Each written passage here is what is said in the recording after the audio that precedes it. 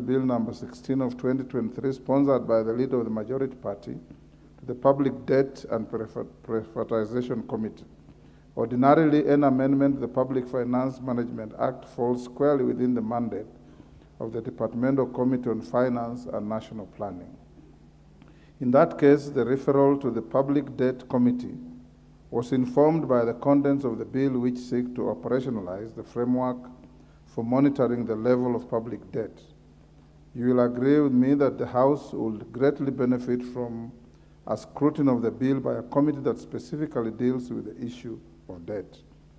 Honourable members, the second schedule of the standing order outlines the subject matter mandates of departmental committees. The schedule outlines the subjects falling under the mandate of the Departmental Committees on Finance and National Planning, Committee as Public Finance, Public Audit Policies, Monetary Policies, Financial Institutions, excluding those in Securities Exchange, Economy, Investment Policies, Competition, Banking, Insurance, National Statistics, Population, Revenue Policies, including Taxation, National Planning and Development, Digital Finance, including digital currency. The mandate of the committee is sector-wide and allows it to exhaustively consider finance-related matters, including legislation. On the other hand, Standing Order 207A establishes and outlines the functions of the Public Debt and Privatization Committee. Paragraph 2F mandates the committee to oversight the privatization of national assets. The mandate of the Public Debt Committee with regard to the privatization is narrower when compared to the mandate of the Departmental Committee, whereas the Departmental Committee is mandated to consider all aspects relating to public investments. The Public Debt Committee is only mandated to oversight any proposed plan to privatize national assets. Pursuant to the provision of Standing Order 127.1 as read together with Standing Order 216.5c, I'm of the view that the consideration of the Privatization Bill, National Assembly Bill number 22 of 2023 and facilitation of public participation on the bill falls squarely and exclusively within the mandate of the Departmental Committee on Finance and National Planning. Standing Order 127.3 allows a committee to which a bill is referred to consult experts on technical subjects while facilitating public participation. I urge the Departmental Committee on Finance and National Planning to invoke this provision, extend an invitation to their counterparts, and consider their technical input as part of the public participation exercise.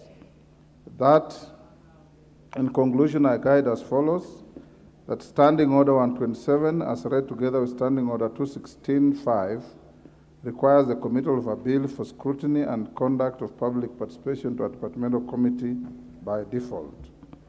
That, as an exception to the rule in one above, the House has referred certain bills to select committees on account of the specialized mandate and functions assigned to the select committee and the unique background and content of the proposals in the bill.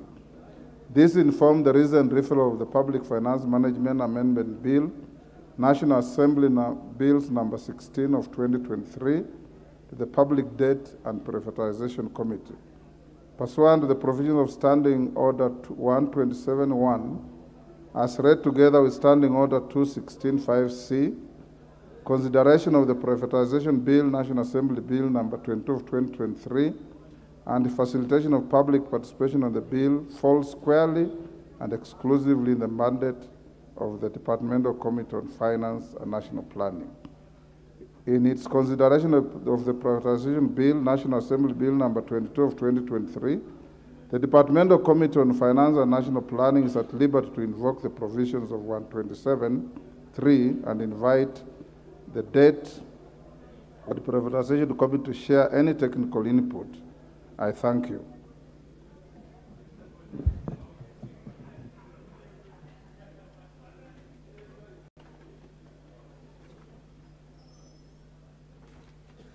Next order. Order number 3, messages.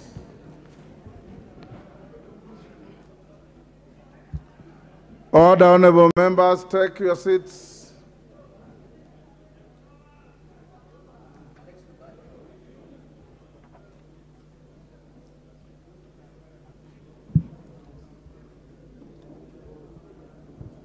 Take your seats. Honorable member, take your seats. Order, Honorable Koech. Honorable members, I have a message from the Senate. Honorable Koech and colleagues, take the nearest seats.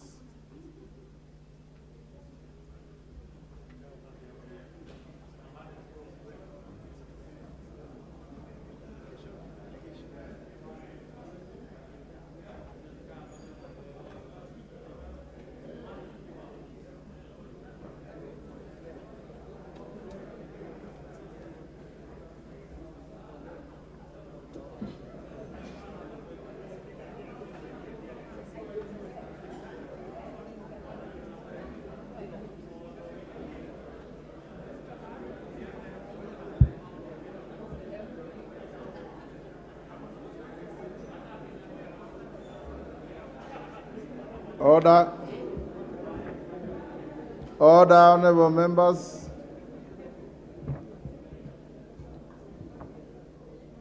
Honorable members, as a message from the Senate, the passage of 3 Senate bills. Honorable members, pursuant to Standing Order 41-1 of the National Assembly orders, I wish to report to the House that on 19th June 2023, I received 3 messages from the Senate regarding passage of the following Senate bills. 1, the Equalization Fund Appropriation Bill, Senate Bills number 3 of 2023.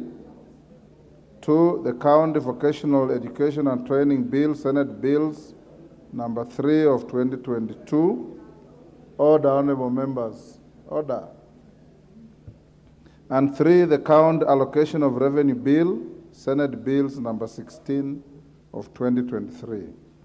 Honorable members, the first message relates to the passage of the Equalization Fund Appropriation Bill, Senate Bills number 3 of 2023, published via Kenya Gazette Supplement number 7 of 31st January 2023.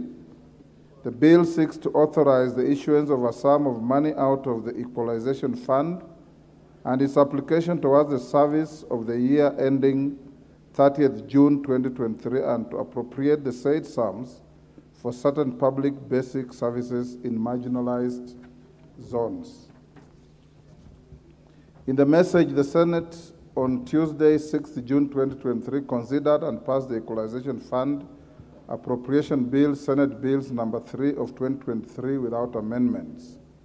Honorable members, the second message relates to the passage of the County Vocational Education and Training Bill, Senate Bills number 3 of 2022, published via Kenya Gazette Supplement number 162 of 26 October 2023. The bill seeks to provide a framework for the establishment of systems for the administration of training in vocational education and training within the county.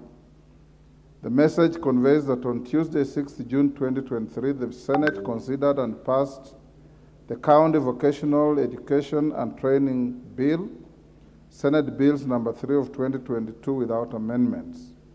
The third message, honorable members, relates to the passage of the County Allocation of Revenue Bill, Senate Bills number 16 of 2023, published via Kenya Gazette Supplement number 52 of 27th April 2023. The County Allocation of Revenue Bill, Senate Bills number 16 of 2023, seeks to provide for the equitable allocation of revenue raised nationally among the county governments for the financial year 2023-24, as well as define the corresponding responsibilities of the national and county governments in connection to the said allocation. The message conveys that on Thursday, 15 June 2023, the Senate considered and passed the County Allocation of Revenue Bill, Senate Bills number 16 of 2023 with amendments. Honorable members, having considered and passed the 3 bills, the Senate now seeks the concurrence of the National Assembly on each of the bills, pursuant to Article 110 and 111 of the Constitution, and Standing Orders 46-1 and 116 of the Senate Standing Orders. The Standing Orders require the Speaker to cause a bill received from the Senate to to be read a first time upon conveyance of its message. In this regard, you will notice that the two bills have been listed for first reading in the order paper for this particular sitting. After being read a first time, the bills will stand committed to respective committees as follows.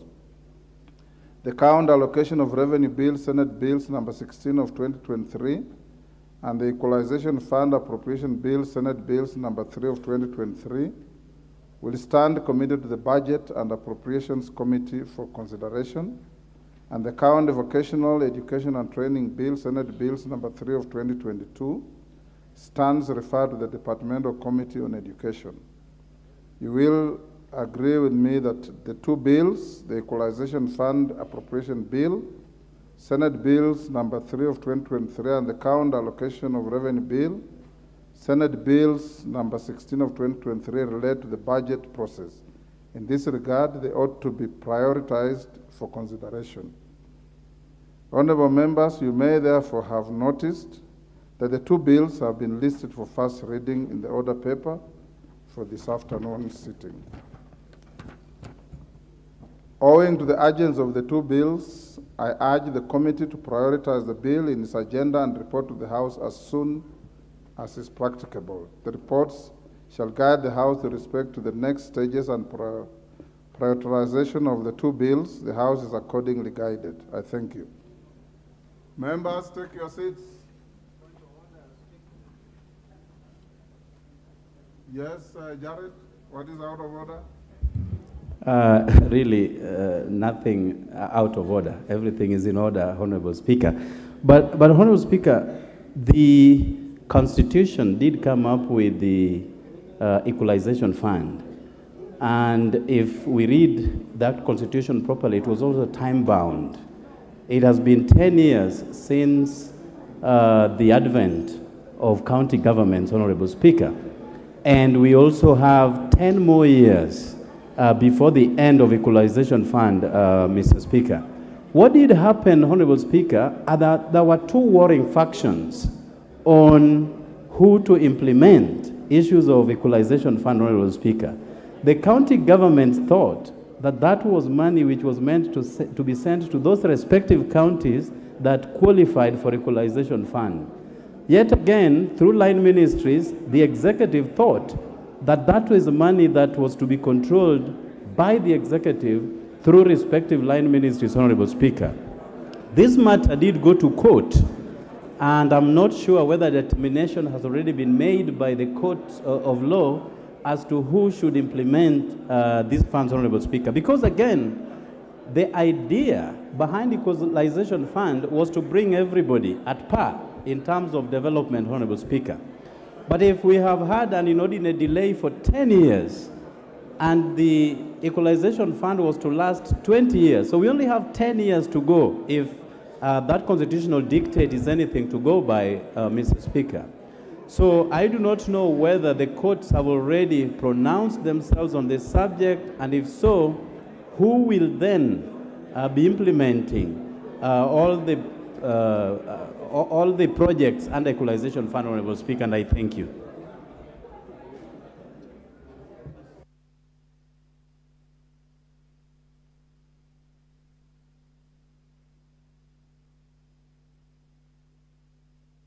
Thank you, Honorable. Order, Honorable members. Order. Order. I can fully appreciate the levels of excitement in the House. Honorable Jared Okello has raised a very important point. Equalization Fund, for those of us who participated in the drafting and promulgation of the 2010 Constitution, was never meant to be a devolved fund. It was never meant to be a devolved fund. It was a fund that also had a sunset of 20 years. 10 years have gone without the money being put to any use because of the ping pong between this House and the Senate. Each House wanting to be the anchor for the fund. We also had some dysfunctional activities in the national government on this fund. It was originally meant to benefit counties that were presumed and believed to be marginalized, particularly in the northern Kenya. Eventually, it was decided by this House and the Senate and the CRA that the fund will be applied to pockets of marginalization in all counties of the country as they were identified. In fact, the area of focus became the sublocation. So they have spread the money so thin across the country, from Nairobi to Mandera, from Nairobi to Turkana, from Nairobi to Homa Bay to Migori, to everywhere.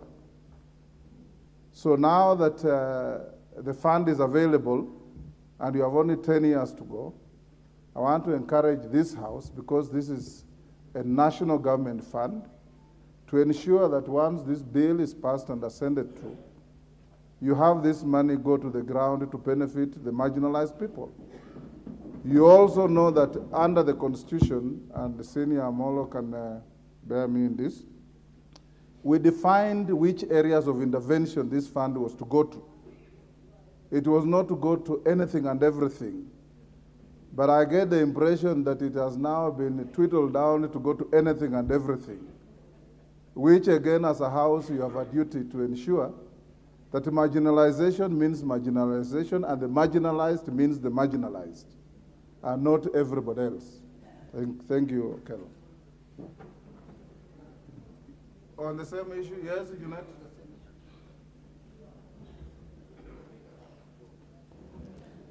Mr. Speaker, this is a very important bill, as you said, and it's a very important bill that many Kenyans have been waiting for. But Mr. Speaker, now that we are seized of the bill, I want to urge the House to look at this bill critically. Mr. Speaker, as you've just alluded to, the way they have crafted the manner in which the money is supposed to be shared, Mr. Speaker, is really shocking. I don't know whether it has come to your attention, whether you have seen. Even sublocations that will not receive rain for 2 months qualify to be marginalized, Mr. Speaker. Some of them are inside Nairobi here. I don't know how a sublocation in Nairobi can be marginalized, Mr. Speaker. It is really shocking. Those people who did that division, how to divide the money, Mr. Speaker, how can you be marginalized in Nairobi, Mr. Speaker, of all places? You can be hungry in Nairobi and you need food, stipend, and such things. But in the sense of marginalization, you can't be marginalized in Nairobi. So, Mr. Speaker, there was a sinister motive. Actually, what caused the delay for the last 10 years, there were people who have refused to let go that money, Mr. Speaker. And they know themselves. I don't need to mention names on the floor of the House. They refused to let go. Mr. Speaker, when this country got the new constitution and went to the devolved system, Mr. Speaker, people realized that now that there is equitable revenue share, it was in the vision of the makers of the Constitution that those people who will not get enough revenue in the equitable sharing, this equalization fund can be used to uplift their standards, Mr. Speaker. It was an intervention fund. It was not an entitled fund. Now people are turning it to a fund that is entitled to everyone. Mr. Speaker, I just want to put on record that the way it was being done was wrong, and the House must look at it this time fresh, Mr. Speaker, and then the people who deserve it must get it, Mr. Speaker. I'm told even Githunguri has been listed as a marginalized place. There's nothing like that. Order, honorable members. We rarely open a message from the other House for debate, and we'll leave it there. The bill is listed for first reading. It will come for second reading shortly. And those of you with strong views on the issue, be ready to debate the bill. But as I told you, the delay in the disbursement is because of the ping pong between many players, including this House. Honorable members, allow me to recognize a delegation from the National Assembly of the Republic of South Africa. I wish to introduce to you a delegation from the National Assembly of the Republic of South Africa who are seated in the Speaker's Gallery. The delegation comprises members of the Chief Whips Forum. They are Ms. Penny Majodina MP, Chief Whip in the majority party and leader of the delegation, Ms.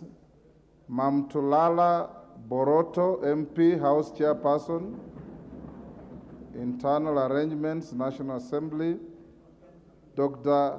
Gerdas Kunhoff, MP, Parliamentary Councillor to the President, Ms. Siviwe Gwarube, MP, Chief Whip of the Opposition Party, DA, Mr. Stephen Swart, MP, ACDP,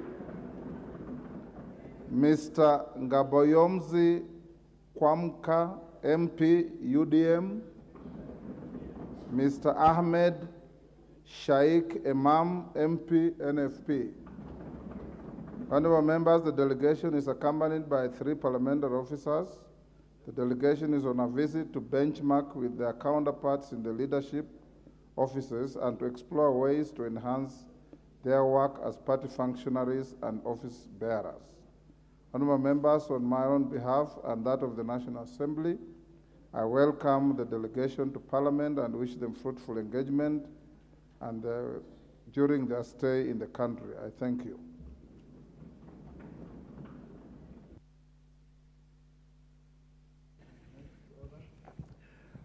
Order number 4, papers.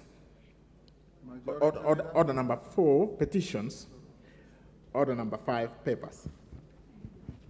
Majority Leader. Give me the mic. Thank you very much, Honorable Speaker. Honorable Speaker, I beg to lay the following papers on the table of the House today, Tuesday, 20th June 2023.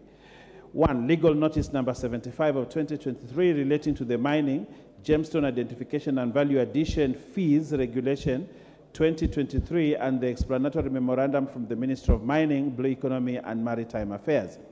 2. Reports of the Auditor General and financial statements for Kenya National Commission for UNESCO mortgage scheme for the year ended 30th June 2016, 2017, 2018, 2019 and 2020. 3. Report of the Auditor General and financial statements for African Organization of Public Accounts Committee, AFROPAC, for the year ended 31st December 2016, 2017, 2018, 2019, 2020, and 2021. Reports of the Auditor General of Financial Statements for Kenya National Commission for UNESCO Mortgage and Car Loan Scheme for the year ended 30th June 2021 and 2022. 5. Annual reports and financial statements for Capital Markets Authority for the period from 1st July 2021 to 30th June 2022. 6. Reports of the Audit General and financial statements in respect of the following institutions for the year ended 30th June 2022 and certificates therein. A. National Mining Corporation, Kenya Water Institute, Rural Electrification and Renewable Energy Corporation, Council of Legal Education, Agricultural Finance Corporation, Kenya Animal Genetic Resources, Agricultural Development Corporation ADC, and Agricultural Finance Corporation AFC Development Limited Liability Partnership, Commission for University Education Staff Car Loan and Mortgage Scheme Fund, TVET Curriculum Development Assessment and Certificates Council, and Certification Council, TVET CDACC, School Equipment Production Unit, Kenya Education Management Institute, Commission for University Education, National Council for Nomadic Education in Kenya, Kenya Institute of Curriculum Development, Kenya Scouts Association, and lastly, Kabete National Polytechnic. I thank you, Honorable Speaker, and I beg to lay. Thank you, Majority Leader. Chairperson, Departmental Committee on Housing, Urban Planning, and Public Works. Thank you, Speaker. I beg to lay the following paper on the table of the House today, Tuesday, June 20, 2023. The report of the Departmental Committee on Housing, Urban Planning and Public Works on its consideration of the National Construction Authority Amendment Bill, National Assembly Bill number 59 of 2022. Thank you. Thank you, Johanna. The Chairperson, Public Investments Committee on Governance and Education.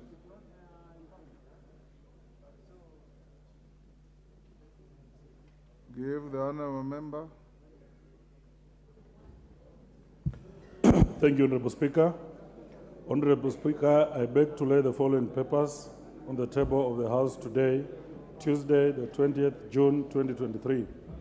Number one, first report of the Public Investments Committee on Governance and Education on its consideration of the report of the Auditor General on the financial statements of state corporations, regulatory and governance agencies for the financial years 2018-2019, 2019-2020, and 2020-2021, and two, second report of the Public Investments Committee on Governance and Education on its consideration on the report of the Auditor General on the financial statements of state corporations, training colleges / institutions for the financial years 2018-2019, 2019-2020, and 2020-2021. I beg to lay, Honourable Chair. Thank you.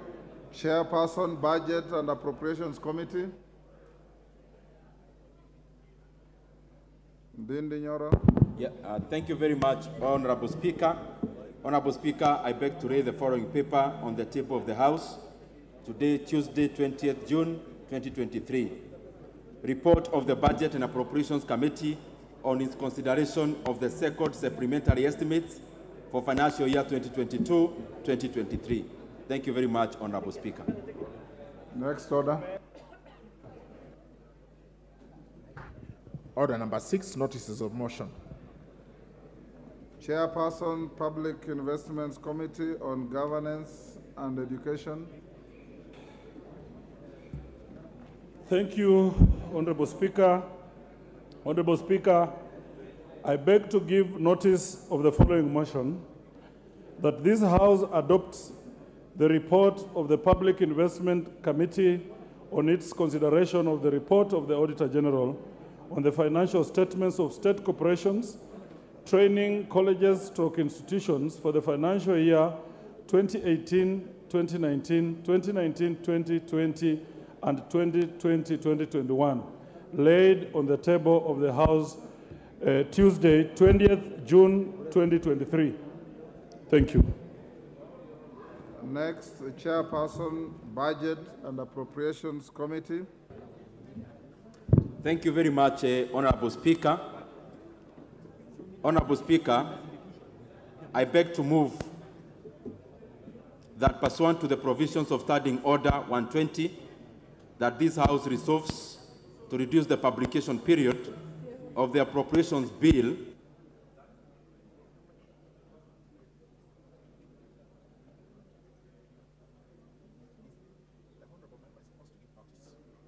You are supposed to give notice, Honourable Ndindi. Thank you very much, Honourable Speaker. Honourable Speaker, I beg to give notice of the following motion, that this House adopts the report of the Budget and Appropriations Committee on the second supplementary estimates for financial year 2022-2023, laid on the table of the House on Tuesday, 20th June 2023, and pursuant to the provisions of Article 223 of the Constitution and Standing Order 243, 1, approves an increment of the total recurrent expenditure for financial year 2022-2023 by Kenya shillings 9,515,817,997 shillings in respect of the votes as contained in the schedule. 2, approves a decrease of the total capital expenditure for financial year 2022-2023 by Kenya shillings 34,977,926,251 shillings in respect of the votes as contained in the schedule. 3, approves an overall decrease in the total budget for financial year 2022-2023 by Kenya shillings 25,462,108,254 shillings in respect of the votes as contained in the schedule. And 4, resolves that the schedule forms the basis for the introduction of the Supplementary Appropriations Number 2 Bill of 2023. Thank you very much, Honorable Speaker. Honorable Wanami, the clerk informs me that... Thank you, Honorable... I have not finished. The clerk informs me that you gave your notice of motion on the first limb and omitted the second limb. So can you complete the sequence? Thank you, Honorable Speaker. I beg to give... For the neatness of Hansard, just give your notice of motion from ab initio, from the start.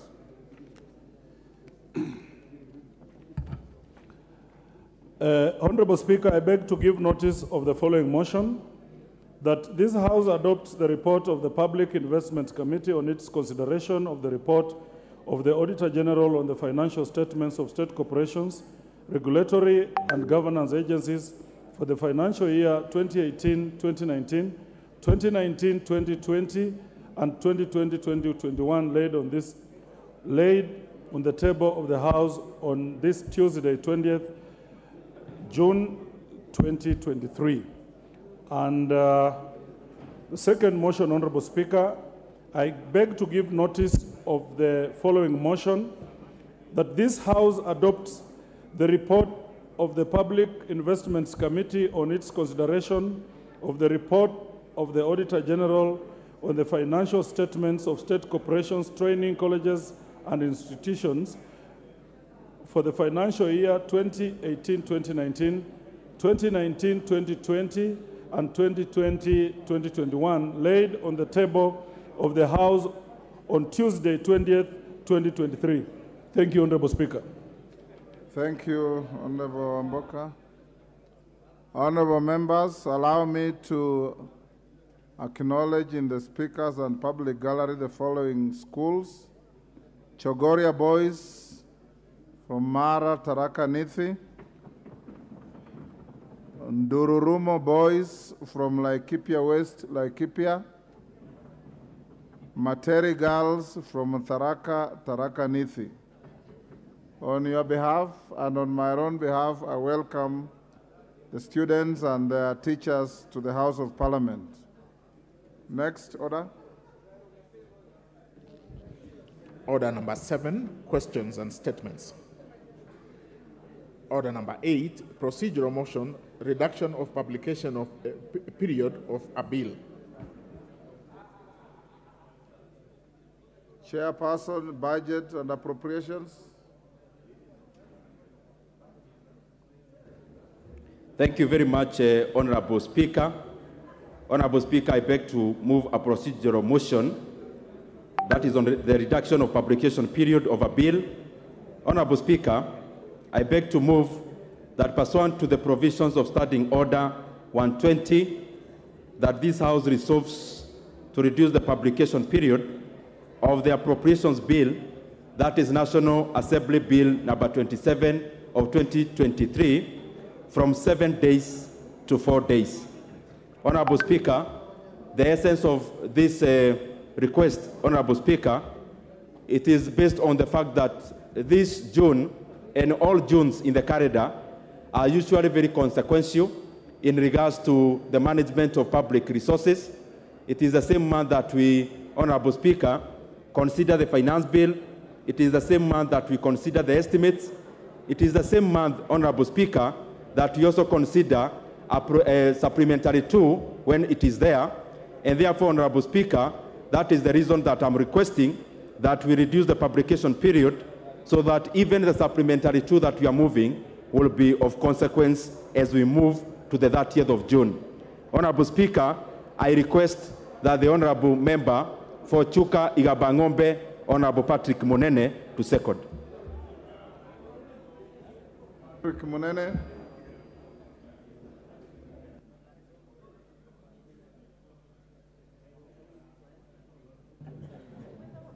Thank you, Mr. Speaker. Mr. Speaker, I stand to second the motion, second the mover, that we shorten the publication period for this bill Mr. Speaker, I wish first to thank the Budget Committee and all members of this House. It has really been a busy time for this Parliament, having to go through the budget estimates, now looking at the finance bill.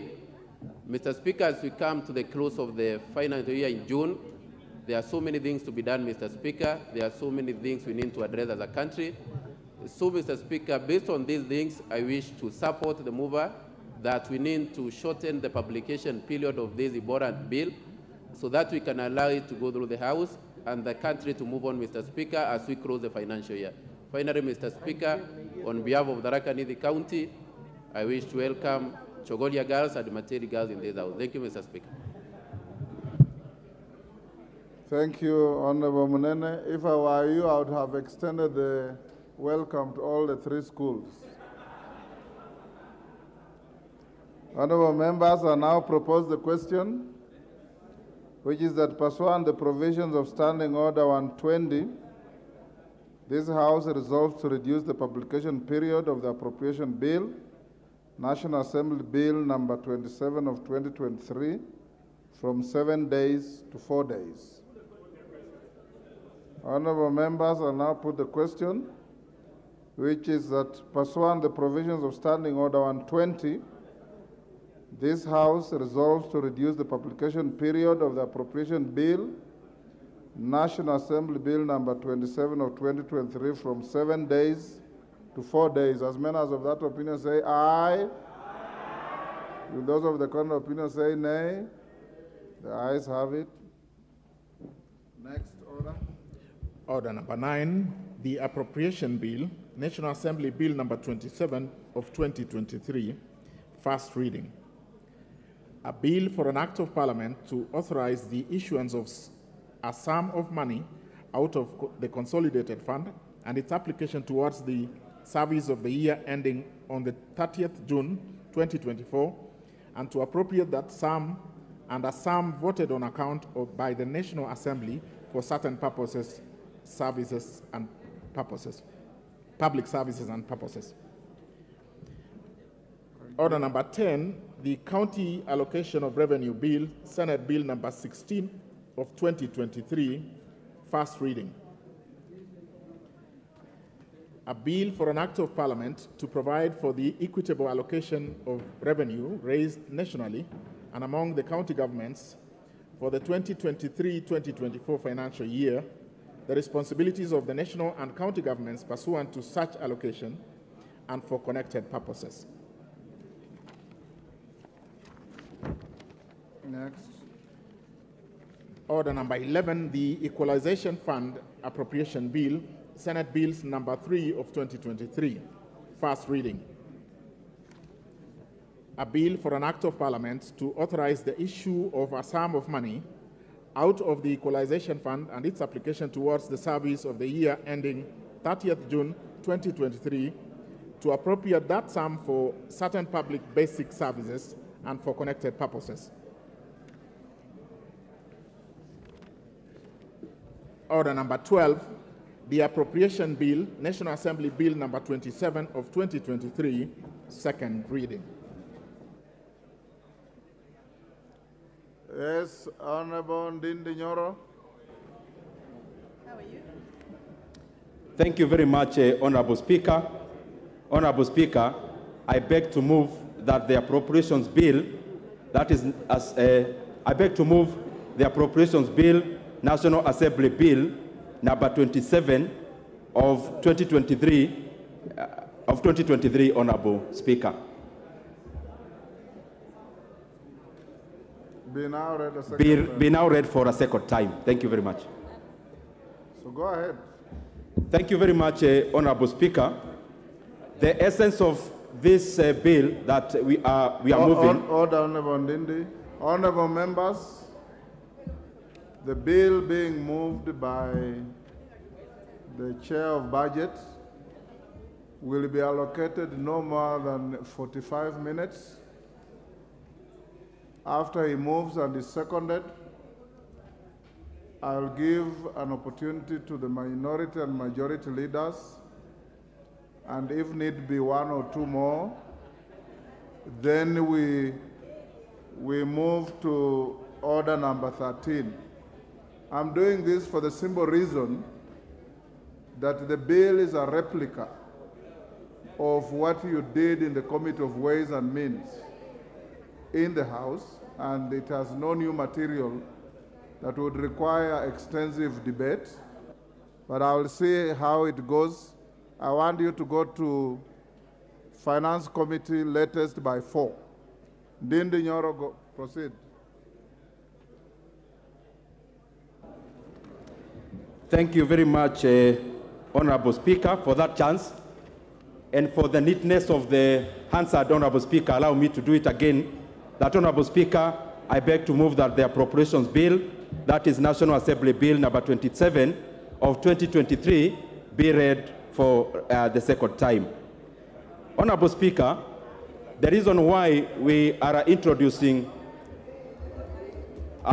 this bill, Honorable Speaker,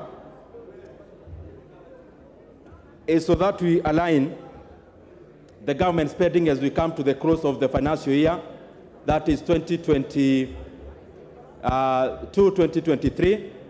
And Honorable Speaker, I really want to thank the members of the Budget and Appropriations Committee and the relevant departmental chairs because they rose up to the occasion and we were able to consider the contents of this bill over the weekend, culminating, Honorable Speaker, to what we were doing even as early as this morning. Honorable Speaker, the bill is not far-reaching because we are just trying to align, as we come to the close of the financial year, to align what the government will actually be collecting as revenue, and we align the same with the expenditure side as we come to the close of the financial year. And Honorable Speaker, some of the issues that we have been able to consider is the absorption rate for various MDAs, because Honorable Speaker, many times we appropriate money, but some of the MDAs may get a huge sizable amount of funds, which, Honorable Speaker, they may not be able to absorb. And as we come to the close of the financial year, we really had to consider those facts that yes, as we come to the close, we have to put monies where they can be absorbed.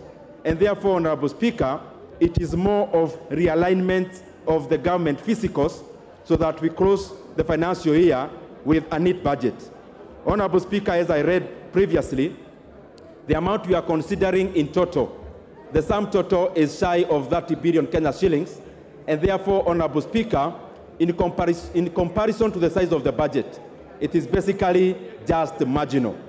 Honorable Speaker, some of the areas that we have considered for increment, and Honorable Speaker, I would beg, if it's possible, the members can consult in low tones.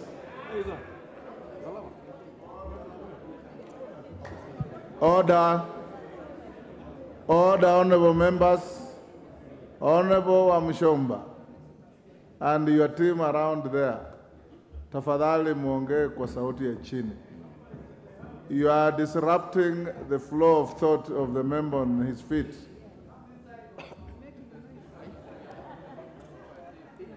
Go on. Yes. Thank you very much, Honorable Speaker. You know, when the Honorable Member for Kiaba whispers, it is by itself allowed conversation. He's very gifted in public speaking and also in whispers. Honorable Speaker, some of the areas that we considered for increment is, for example, in the sector of water, where one of the projects that have stored for a very long time, called the Dwake Dam, we were able to allocate Kenya shillings 5 billion because they have the absorption capacity as we come to the close of the financial year in June 30th. Honorable Speaker, we have also been able to align a few things in irrigation, in the water sector, in ICT, in security, and several other MDAs in regards to the supplementary estimates number 2. But as I come to the close, because I know we also have very many businesses today that we need to put our thought into and our voice into, I do not wish to belabor the point.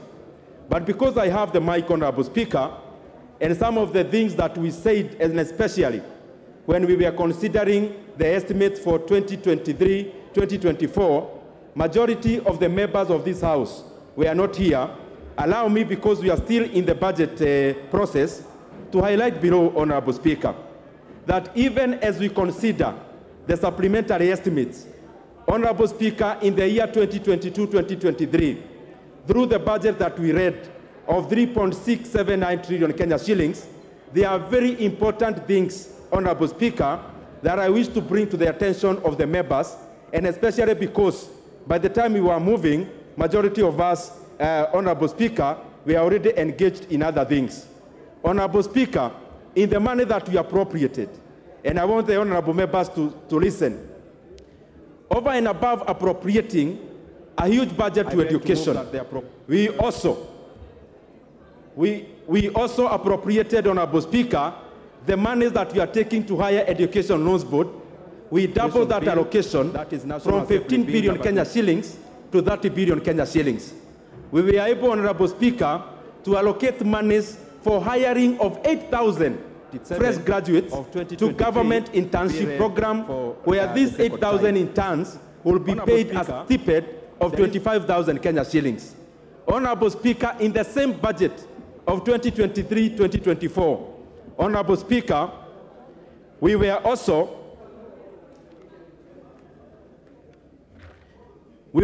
Honorable Speaker, able to allocate monies, Honorable Speaker, to NGCDF, Kenya shillings, 10 billion Kenya shillings, where every constituency here will be getting Kenya shillings 25 billion to Kenya shillings 25 million to Kenya shillings 40 million every financial year. Honorable Speaker, as we move the appropriations bill, which incorporates whatever we were discussing last week, Honorable Speaker, it is important for members to understand that. I only highlighted the issue of the supplementary because it will be coming along, but the bill we are moving, Honorable Speaker, is for the appropriations bill in regards to the debate that we had last week. Honorable Speaker, I wish to request that Honorable Tongoyo seconds this motion. Tongoyo. The reason why we are introducing this bill, Honorable Speaker. Thank you so much, Mr. Speaker. I stand to second the appropriation budget, appropriation bill, and by approving this bill, it will allow to have the funds appropriated and remitted by the National Treasury to the MDS to enable them perform their duties. So I second, Mr. Speaker. Order. Order, Honorable Jared. Order, honorable members, I now propose the question, which is that the appropriation bill, National Assembly Bill number 27 of 2023, be now read a second time. Honorable Mbadi, give you 3 minutes. Thank you, Mr. Speaker. Mr. Speaker, unfortunately, I was not present when Committee of Ways and Means were deliberating on various vote heads. But, Mr. Speaker, allow me, in the shortest time that you have allocated me, to highlight just a few things. Mr. Speaker, I'm worried about this budget. So worried, because, Mr. Speaker, when President Ruto took power, he said that he was going to reduce the budget of 2022-2023 by 300 billion shillings. That did not happen, and instead, what we are seeing today is an increase in the budget from the 2022-2023 budget to 2023-2024, an increase of 544 billion shillings, Mr. Speaker. The total budget is rising from 3,055 billion to a total of 3,599 billion, Mr. Speaker. That is without considering the debt rollover. Mr. Speaker, if you look at this budget, and it is broken down into total executive expenditure, parliament, judiciary, and other CFS, the financing of this budget is going to be a challenge, Mr. Speaker, because this country is deluding itself that we can raise ordinary revenue from 1,917 billion in the current financial year to 2,571 billion in the next financial year. That is an increase of 653 billion shillings, Mr. Speaker. Very unrealistic, very ambitious, likely not to be realized. The total revenue projected to be collected is going to rise from 2.23 trillion to 2.935 trillion. That's an additional 705 billion. Even with the crazy taxation measures that have been proposed in this House, you can still not realize an increase in collection of revenue to the tune of 700 billion in one single financial year. Mr. Speaker, I know that the average increase in revenue collection has been averaging around 300 billion. Now, if we are not going to be able to collect or able to raise the budget, the revenue by 700 billion, what will happen is either the programs will not be implemented, or if they have to be implemented, it will be at a cost, meaning we are going to increase the budget deficit from the proposed 635 billion to almost close to 1 billion shillings. And Mr. Speaker, that is not far-fetched, because at the moment, from September 30th, Mr. Speaker, to March 31st of this year, in a period of just 6 months, the Kenya Kwanza government has borrowed 689 billion shillings compared to the similar period when President Uhuru was in power, when only 405 billion was raised. So this talk that we hear all the time, that Kenya Kwanza is curtailing and managing debt, it is just hypocritical, it is theoretical, but the actual fact is that Kenya Kwanza is borrowing monies more than what President Kenyatta did borrow. And so we are headed into a situation where this country is going to face financial distress, Mr. Speaker. I want to stop there, Mr. Speaker, but my concern is that this budget is not likely to be financed from the revenue projections that we have. Thank you, Mr. Speaker. Minority Leader. Mr. Speaker, let me make a few comments on this bill. First and foremost, it's obvious that we are still being too optimistic as a country. And we seem to be doing the same things year in, year out, and expecting different results. Mr. Speaker, looking at the current budget for 2023-2024, what is going to happen is the usual things. One, we are going to start projects which we shall not be able to complete. Two, we are going, where we start projects, we are going to be able to incur further pending bills. And as you can see from the current budget, not much money has been allocated to service the pending bills. We are going to basically be digging a hole to seal another hole. Mr. Speaker, I have always said that the most prudent thing to do when you find yourselves in a situation in which we find ourselves currently is to cut our cloth according to our size. We have failed to do that. We still continue to increase our budget and hoping that we shall get revenues from elsewhere. Mr. Speaker, the other thing you need to do when you are in a similar situation is to basically stop starting new projects which are not emergency, which are not critical, and attempt to complete the old projects. That we are not seeing in this budget, because unless you deal with the pending bills, how will you ever complete the old projects, Mr. Speaker? Mr. Speaker, but I am more concerned, as I conclude. I am more concerned, and I've got all tremendous respect and confidence in the chairman and the committee budget. But there's a problem, Mr. Speaker, which we are beginning to see rearing its ugly head in this country. The current, the type of mega corruption cases that we are beginning to see in this country, Mr. Speaker, is a cause for worry. In just mere 7 months or so, we have seen cases of corruption that should worry all of us, beginning with the mosquito nets corruption case. Mr. Speaker, some of us who come from malaria-prone areas do understand the sensitivity of this matter. That we can actually have people in government, some as high places as cabinet, conniving, Mr. Speaker, to siphon money meant to buy mosquito nets. Mr. Speaker, the second issue has been the matter of the condemned sugar. We did not know as yet what became of the matter of the sugar which was condemned and was stolen from our own warehouses. Mr. Speaker, this is a matter that should concern this House, if not anything else. Mr. Speaker, the third issue is now the latest scandal, the edible oil scandal, which is running into billions and billions of Kenyan shillings. Mr. Speaker, and there's only one thread running across these scandals, the involvement of people in high places, some in this House, but most of them in the cabinet, Mr. Speaker. This is an issue that this House must deal with head-on if we were to save this country from sliding into an abyss. Mr. Speaker, I want to challenge our committees, especially those committees that do oversight, especially those committees that deal with accounting matters. Please take up these matters with the seriousness it deserves.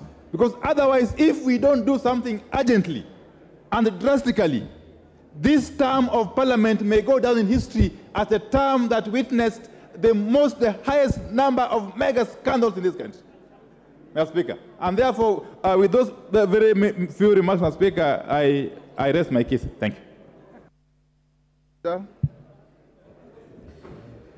Thank you, Honourable Speaker, and I rise to support this appropriations bill. Honourable Speaker, I will restrain myself from speaking to the gallery and answering to the many things that the leader of minority has spoken to, because it is within his right as a leader of minority to play to the gallery and raise issues that may not necessarily be in this appropriations bill. But Honourable Speaker, allow me, because one of the things I've heard being mentioned is the question of monies being allocated in this appropriations bill. Yes, what's your point of order? Mr. Speaker, is it in order for the majority leader to term the discussions and the opinions of the minority leader as playing to the gallery? Is that in order? The minority leader himself is not protesting. Go on. Honourable Speaker, it's good to indulge that honourable member. He was simply seeking for attention, but I have the minority leader's attention. I don't need his attention. Honourable Speaker, I was saying, speaking to the question of pending bills, Honourable Speaker, in this appropriations bill, Honourable Speaker, because it is simply buttressing what we did during Committee of Supply, and we were all here during Committee of Supply, and I must thank all the members who stayed on here until about 10 p.m. to supply resources to our MDAs. And Honourable Speaker, unlike what is being said, it is true that in this appropriations bill and what we supplied to our MDAs, for instance, the largest pending bills are in the road sector. And indeed, all these members in this House, Honourable Speaker, will tell you, in each of our constituencies, we have either a road that was to start that is yet to start, or a road that had started but stalled because of pending bills, Honourable Speaker.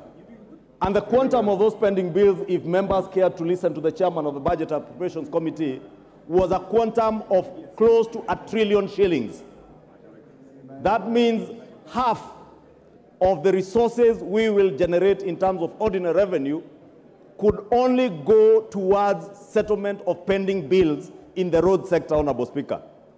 But amidst all the constraints that we have with our resources, Honourable Speaker, the Budget and Appropriations Committee, and indeed the House last week in supplied a quantum of 250 billion shillings to the road sector to help start dealing with the question of pending bills in the road sector. And indeed, Honourable Speaker, you will see with time, as at when exchequer releases begin, hopefully after the month of July, Honourable Speaker, if we agree with the chair of the Finance Committee and finish with the finance bill third reading today, or in the course of the day tomorrow, Honourable Speaker, and we are able to generate adequate revenues to be able to unlock the question that the leader of minority rightly says, that we have a huge problem of pending bills. That 250 billion shillings to the road sector is not enough. even after rationalizing all those roads projects that have been committed to, the figure came to about 730 billion. Therefore, it tells you, even if we were to allocate resources, not to deal with new projects, and I just want to inform the House and the Leader of Minority, that we are not dealing with new road projects, we are dealing with those already committed road projects. And it will take ordinarily, either we commit the entire of our development expenditure to the road sector without having to deal with anything else, or we do what the Budget and Appropriations Committee recommended, that we allocate 250 billion shillings this year. If we perform better in terms of revenue allocation, next year we can do another 300 to 400 billion shillings. And with time, by the third year of this administration, we should be able to have cleared all those pending bills and contracts that have already been committed to, and be able to begin to embark on new projects. Therefore, allow me to just inform the Leader of Minority that indeed there are no new road projects. We are committed to completing those that were committed contractually before the last regime. If you look at the education sector, Honorable Speaker, and members will remember when we begin this session in January, our children had just opened school, and there was a crisis on CBC, the junior secondary schools, capitation of junior secondary schools, capitation of those in CBC classes, Honorable Speaker, was a big problem. But in this appropriations bill, we are appropriating a whopping 630-something billion shillings going to the education sector to ensure that CBC is not just something we are talking about, but something that we are actualizing and committing resources to. And it's not just the junior secondary school, even capitation of our day secondary schools and our boarding schools, to ensure even our free primary education sector that resources are going to our schools, Honorable Speaker. Honorable Speaker, there is also money that has been appropriated to the social services sector. And you have seen in the press recently, Honorable Speaker, as much as our media houses have a quarrel to pick with us, and therefore they will go to great lengths to demonize what is not being done or what is supposed to be done, and they will eloquently carry out investigative series on how many octogenarians have not received their cash transfer schemes, but I never see them cover when they are receiving this money. But I want to tell them today, we are appropriating adequate resources to ensure that our elderly and vulnerable in society, Honorable Speaker, are able to access their money, their cash transfer, including orphans and PWDs in our communities that access money from government. We have allocated inadequate resources within the social services sector, Honorable Speaker, to ensure that all these people are able to access their money. Majority Leader. Yes, Honorable Jared. I know what Jared wants to say.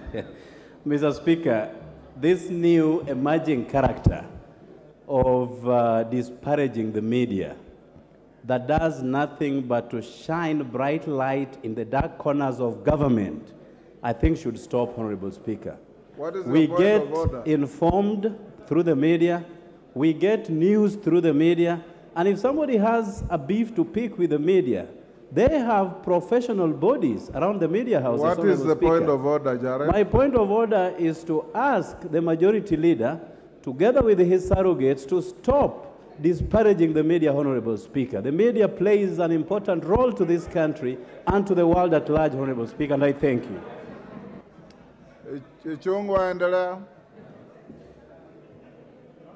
Honorable Speaker, allow me to ignore what only warrants to be ignored. Honorable Speaker,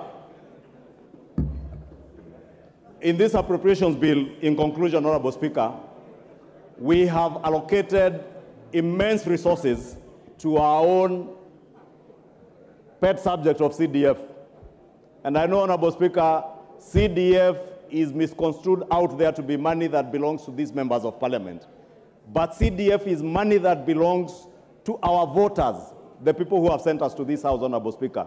And the resources that have been devoted to CDF this financial year, Honorable Speaker, will not only go to supplement what has been devoted through the Ministry of Education, that 630 billion shillings going to the Ministry of Education, but also to supplement our bursary schemes, Honorable Speaker, in our constituencies, to ensure that the children who have been committed to schools, who are getting school capitation, that school capitation is not adequate and is not enough. Those children need school bursaries. Honorable Speaker, we are talking about digital hubs in our constituencies. I want to ask members of parliament, now that the government, and I am sure the ICT committee will be briefing members on this, is intent on establishing ICT innovation hubs in every ward in our constituencies, to at least in the next financial year, as we retreat for the short recess, which, Honorable Speaker, I know many of the members will retreat to do their proposals. As you engage with members of the public, it is good to inform members of the public that there are those innovation hubs in each of the wards, so that you also devote in your CDF proposals and budgets a bit of money for construction and equipping of those ICT hubs. Government has, through ICTA, the ICT authority, has adequate equipment in terms of the digital equipment, computers, and also ensuring that you have connectivity in those ICT hubs, so that we also help our children, our young men and women in our constituencies who have no jobs, to be trained under the Jitume program, to be able to access online jobs and be able to work from the ICT hubs, and also to work from home and access online jobs even outside the country, Honorable Speaker. Honorable Speaker, let me just conclude. I visited SOT Technical in Bomet County, and I don't know if the Member of Parliament is here for Bomet Central. And I was impressed, Honorable Speaker, with the kind of work where you find students, 21 to 24-year-olds, who are working online and earning their $20, $25 an hour, and they are working right from their own classroom in those ICT hubs.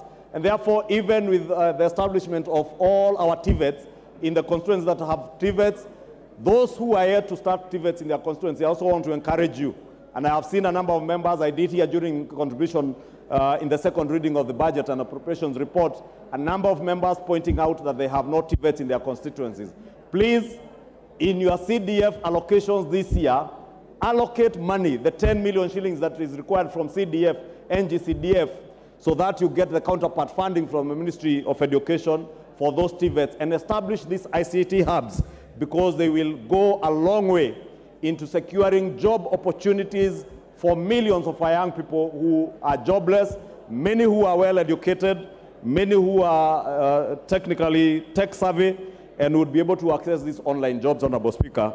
And allow me to use this opportunity to inform the people, great people of Kikuyu, that indeed in the next few weeks, the ICT hub at Dogoto Chief's Camp, where I have fabricated a former chief's boardroom into such an ICT hub, Honorable Speaker, will be open.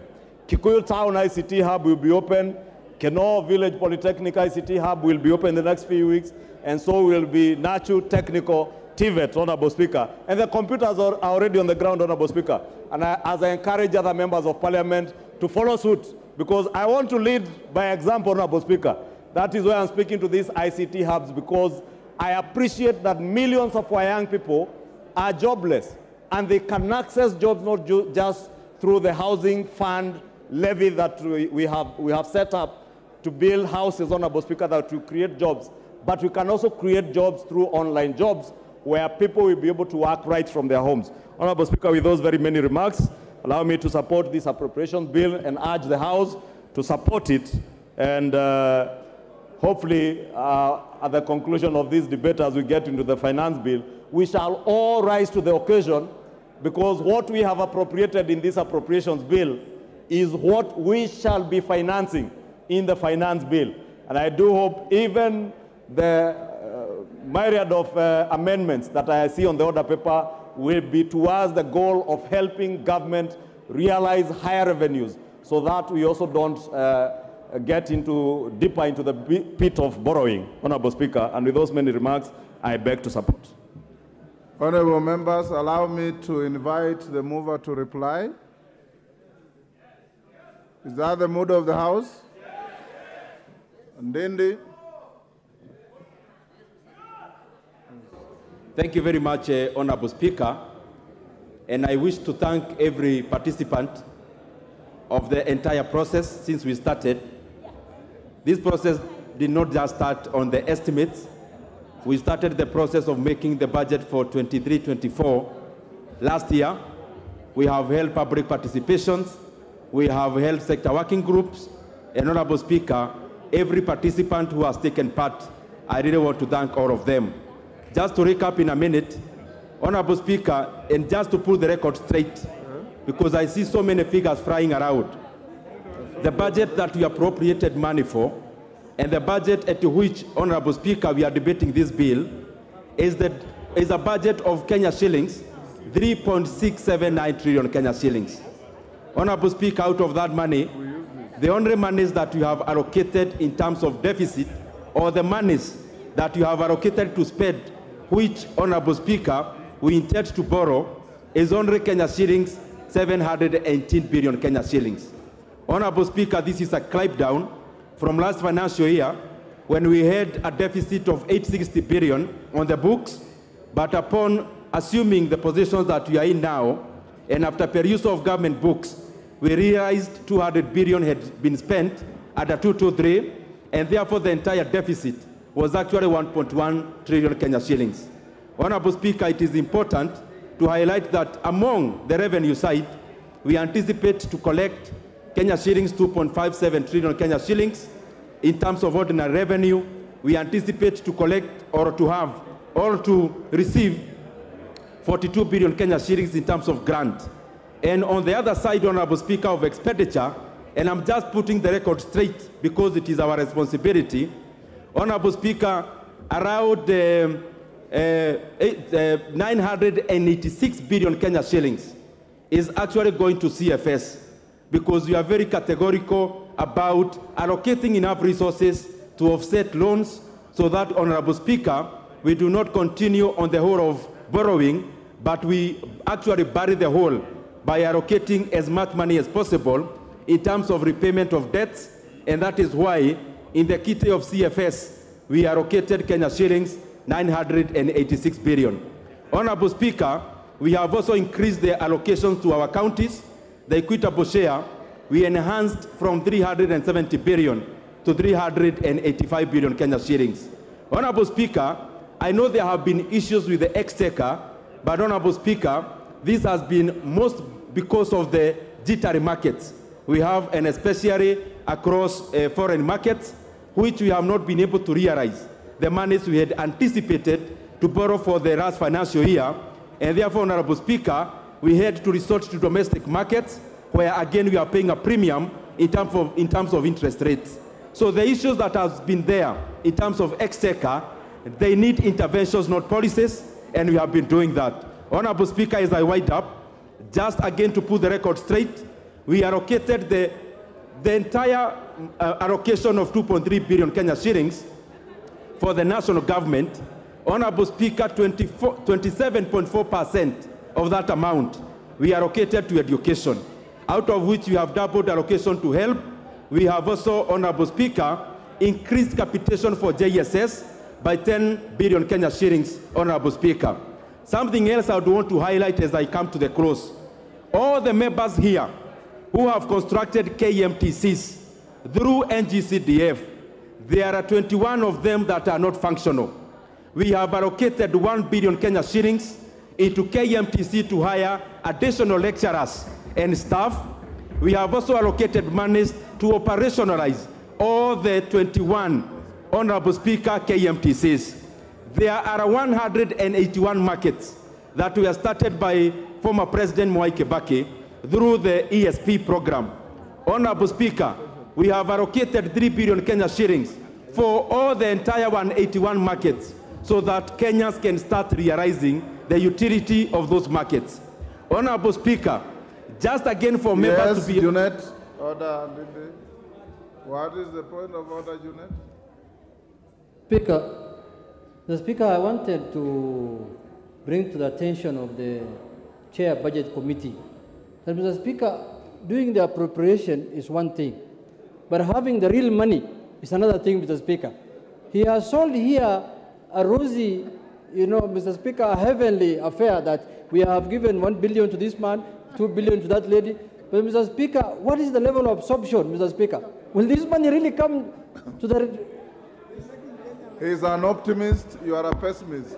That makes the Honorable Speaker, in answering Honorable Junet, as I started the moving of this bill, if you realized, I actually took the first minute to talk about the supplementary estimates too.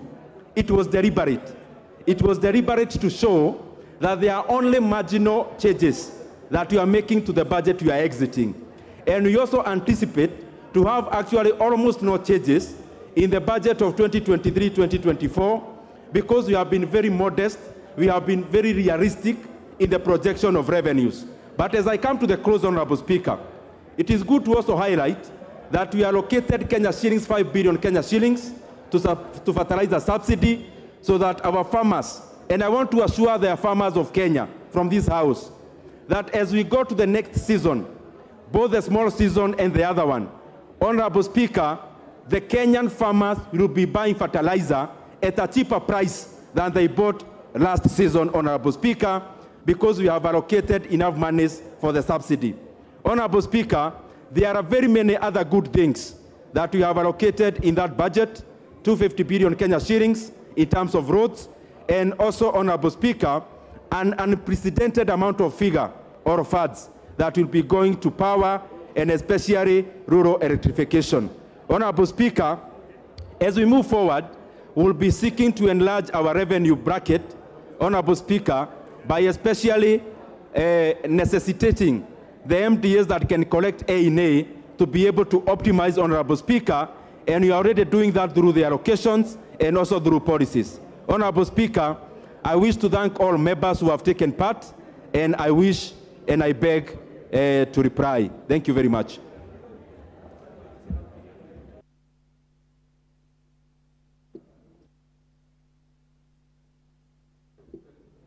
I now wish to put the question, which is the Appropriations Bill, National Assembly Bill number 27 of 2023, be now read the second time. As members of that opinion say aye. Aye. Those of the contrary opinion say nay. The ayes have it. A bill for an act of parliament to authorize the issuance of a sum of money out of the consolidated fund and its application towards the service of the year ending on the 30th June 2024, and to appropriate the sum and a sum voted on account by the National Assembly for certain public services and purposes. Next order.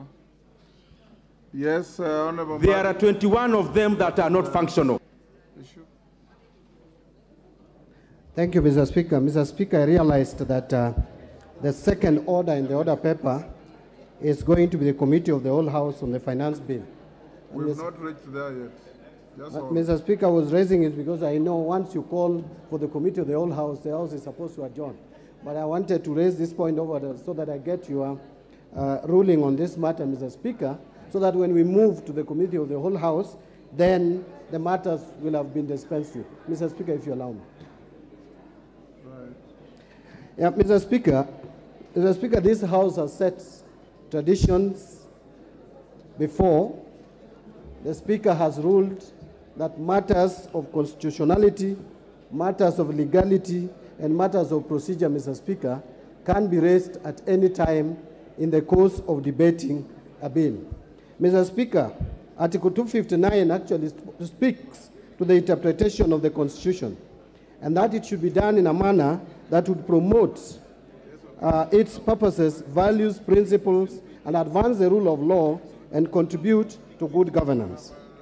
Mr. Speaker, our standing order is actually a creation, or standing orders are a creation of our Constitution. Order, Honorable Mbadi. Order. Take your seat. The matter you are raising was actually raised by the distinguished member for Arieda on Thursday. I promised to give a response to it, and I have a ruling I want to deliver on it. So you're actually flogging a dead horse.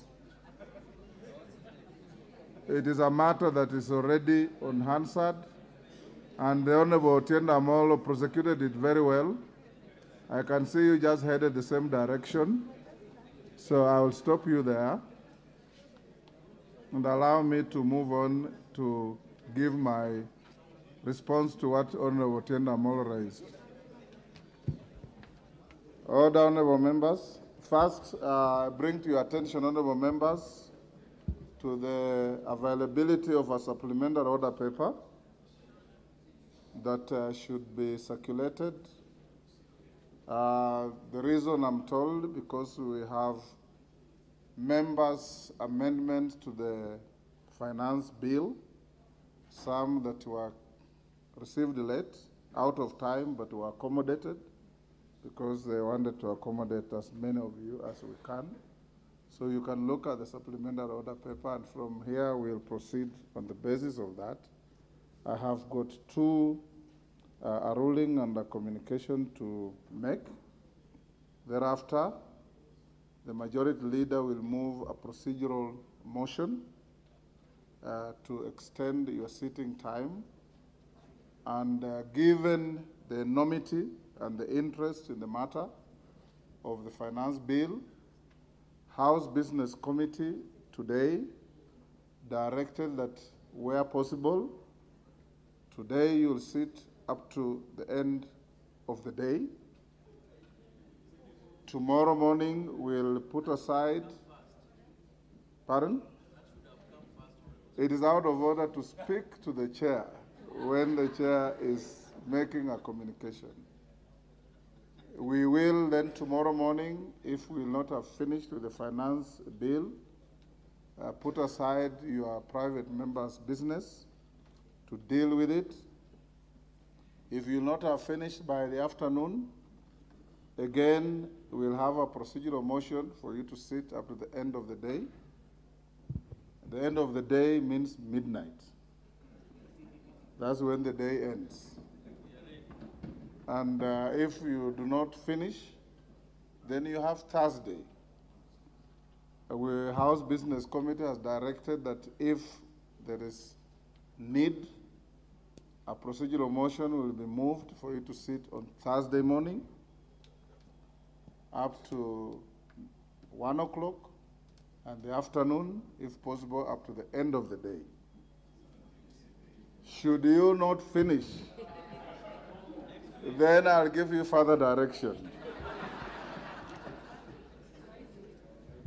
Honorable members, you will recall that during the afternoon sitting of Thursday, 15th June 2023, before the budget presentation by the Cabinet Secretary for the National Treasury, the Honorable Otienda Amolo, Senior Counsel MP, rose on a point of order and sought procedural guidance on adherence with the Standing Order 244C with regard to the introduction, consideration, and passage of the Finance Bill 2023 by the House. It was the contention of the Honourable Member that Standing Order 244C outlines a particular order requiring the Cabinet Secretary for the National Treasury to make a pronouncement of the budget policy highlights and revenue-raising measures for the national government, and thereafter present a legislative proposal which is published and introduced as a finance bill. According to the member, a strict reading of Standing Order 244C would therefore indicate that the House had jumped the gun by concluding the second reading of the finance bill before the appearance of the Cabinet Secretary for the National Treasury. Members at the bar, take your seats. The nearest seat. The nearest seat.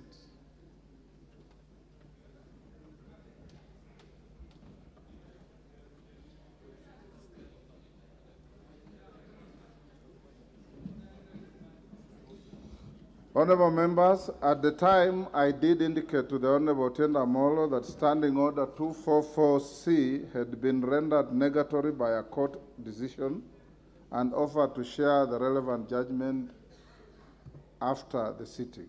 Honourable members, following the budget presentation by the Cabinet Secretary for the National Treasury and Economic Planning, I did receive inquiries and representations from several members of the House relating to the matter raised by the Honourable Member for Areda.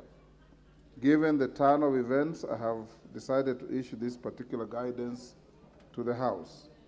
Honourable members, from the inquiries and representations received, I have isolated two issues in relation to the consideration of the finance bill that require clarification. These are: one, the effect of the court judgment alluded to in my response to the Honourable Otienda Molo to the manner of considering and passing of a finance bill, the procedure applicable to the consideration of a finance bill in light of the provisions of Section 39A and 40 of the Public Finance Management Act 2012 and Standing Order 244C, and the effect of the presentation of the budget statement on the consideration of the finance bill, of a finance bill.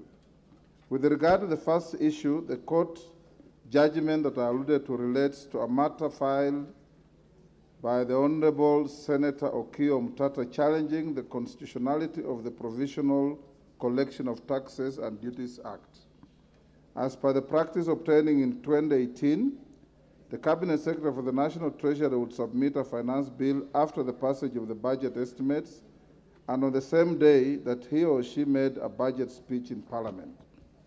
Pursuant to the then Standing Order 245, the House was required to pass a finance bill within 90 days of the passage of an appropriation bill. In the interim, the House would consider and pass a motion operationalizing all the revenue-raising measures proposed in a finance bill for the period between its publication and its passage in line with the Provisional Collection of Taxes and Duties Act 1959.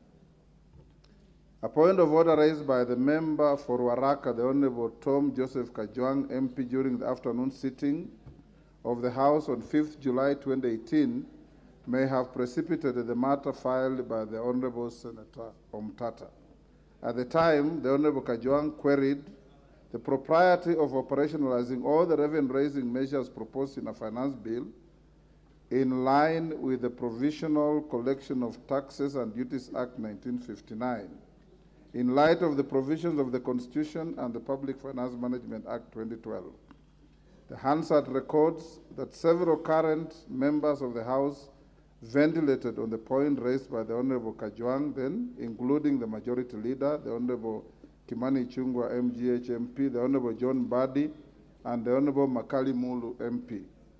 The High Court issued its judgment in Okiya Omtatah Okoiti versus Cabinet Secretary, National Treasurer, and three others, 2018 KLR, Kenya Law Reports, on 19 September 2018, and gave the following orders, and I quote: a declaration that by presenting the Finance Bill 2018 to the National Assembly on 14th June 2018, while the financial calendar ends on 30th June 2018, the Cabinet Secretary violated Section 37 of the Public Finance Management Act 2018,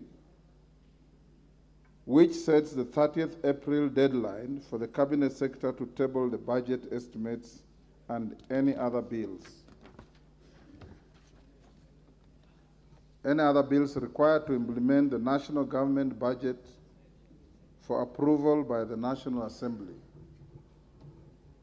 Order, Honourable Women Rep Kisi and your colleague.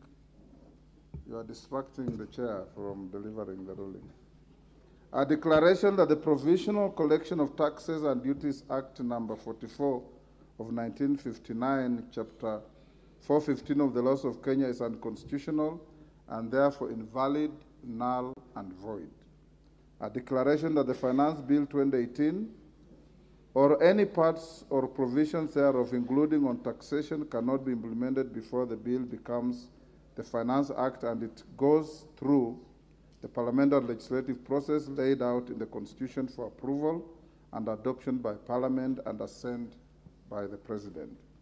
Arising from these orders of the Court and ostensibly informed by the debate that ensued on the point raised on the propriety of approving provisional collection of taxes and duties, the House subsequently amended the Public Finance Management Act in July 2019 through Statute Law Miscellaneous Amendment Act 2019 to introduce Section 39A in the Act.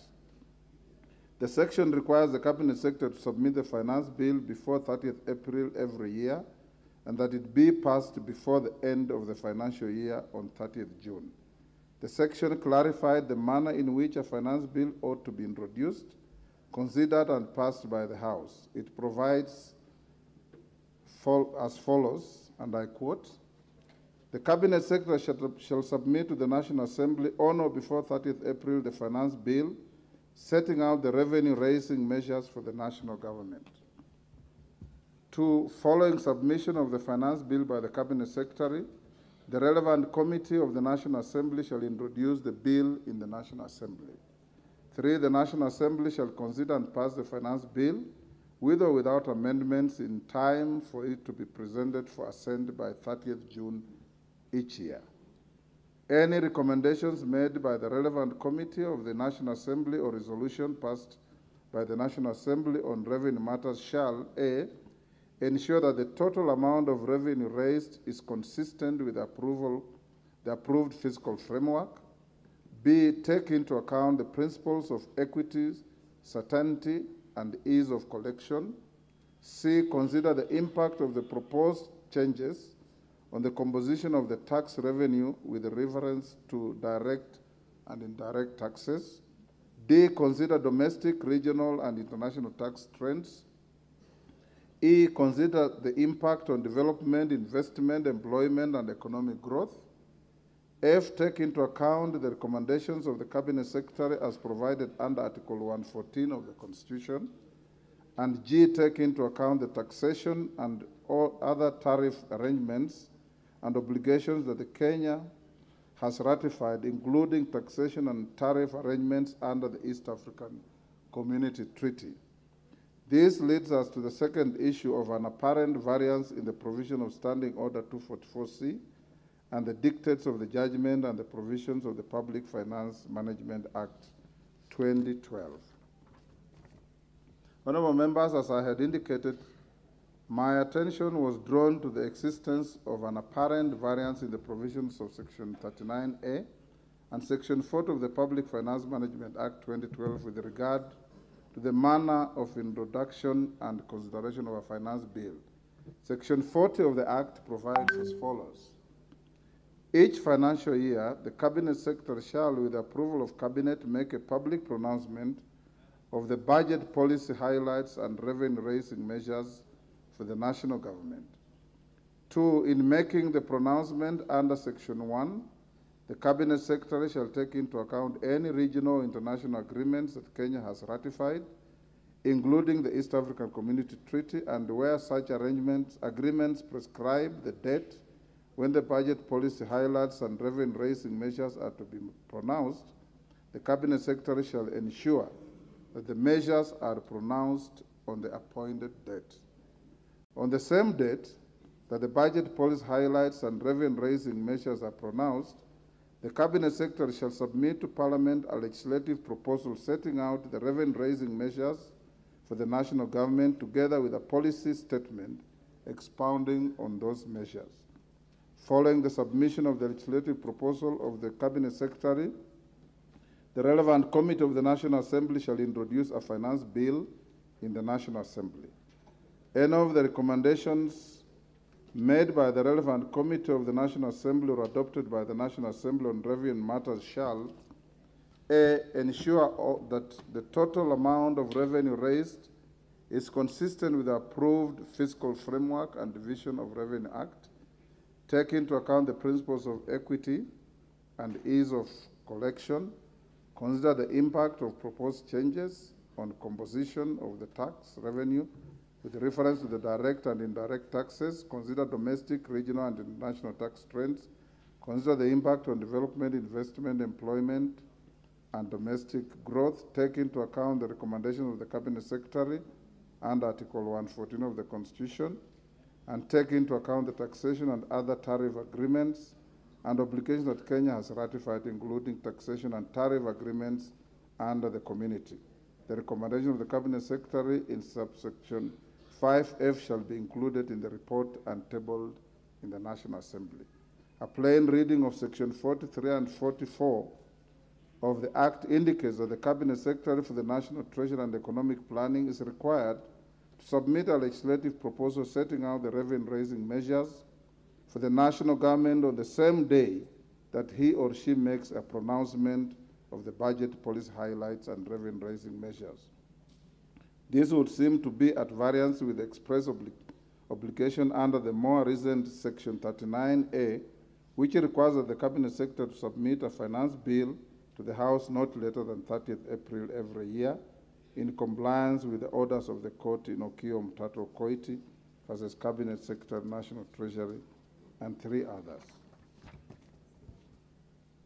Take your seats, members. The nearest seat. Honorable Kwame, the nearest seat. Well done. That is the nearest you can find.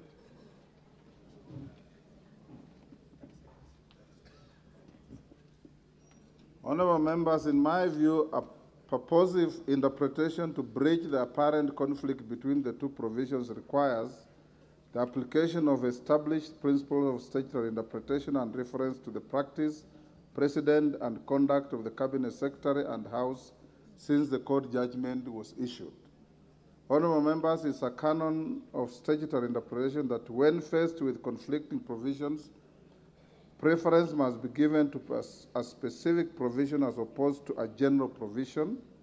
Additionally, the last-in-time principle, where the most recent addition to a statute is given precedence over a provision that was enacted earlier, should be applied. From my reading of Section 39A and Section 43 and 4, it is noteworthy that Section 39A specifically refers to the introduction, consideration, and passage of a finance bill. On the other hand, the provisions of Section 43 and 4 only generally refer to a legislative proposal. Additionally, Section 39A is the most recent addition to the Act and represents the most specific and current position of the House on the manner of consideration of a finance bill. Honorable members, the practice and conduct of the Cabinet Secretary and the House since the decision if you realize, I actually took the one and the other one. Honorable Speaker, the Kenyan farmers will be buying fertilizer. Act 2012 has been consistent. Notably, in 2020, the Cabinet Secretary submitted the finance bill together with the budget estimates on 30th April 2020. The bill was published on 5th May 2020 and was considered and passed by the House on 23rd June 2020. It was assented to by the President on 30th June 2020. The Cabinet Secretary presented the budget statement for the financial year 2021 on 11th June 2020, well after the publication of the bill. In 2021, the Cabinet Secretary submitted the finance bill together with the budget estimates on 29th April 2021. The bill was published on 5th May 2021 and was considered and passed by the House on 24th June 2021. The particular bill was assented to by the President on 29th June 2021.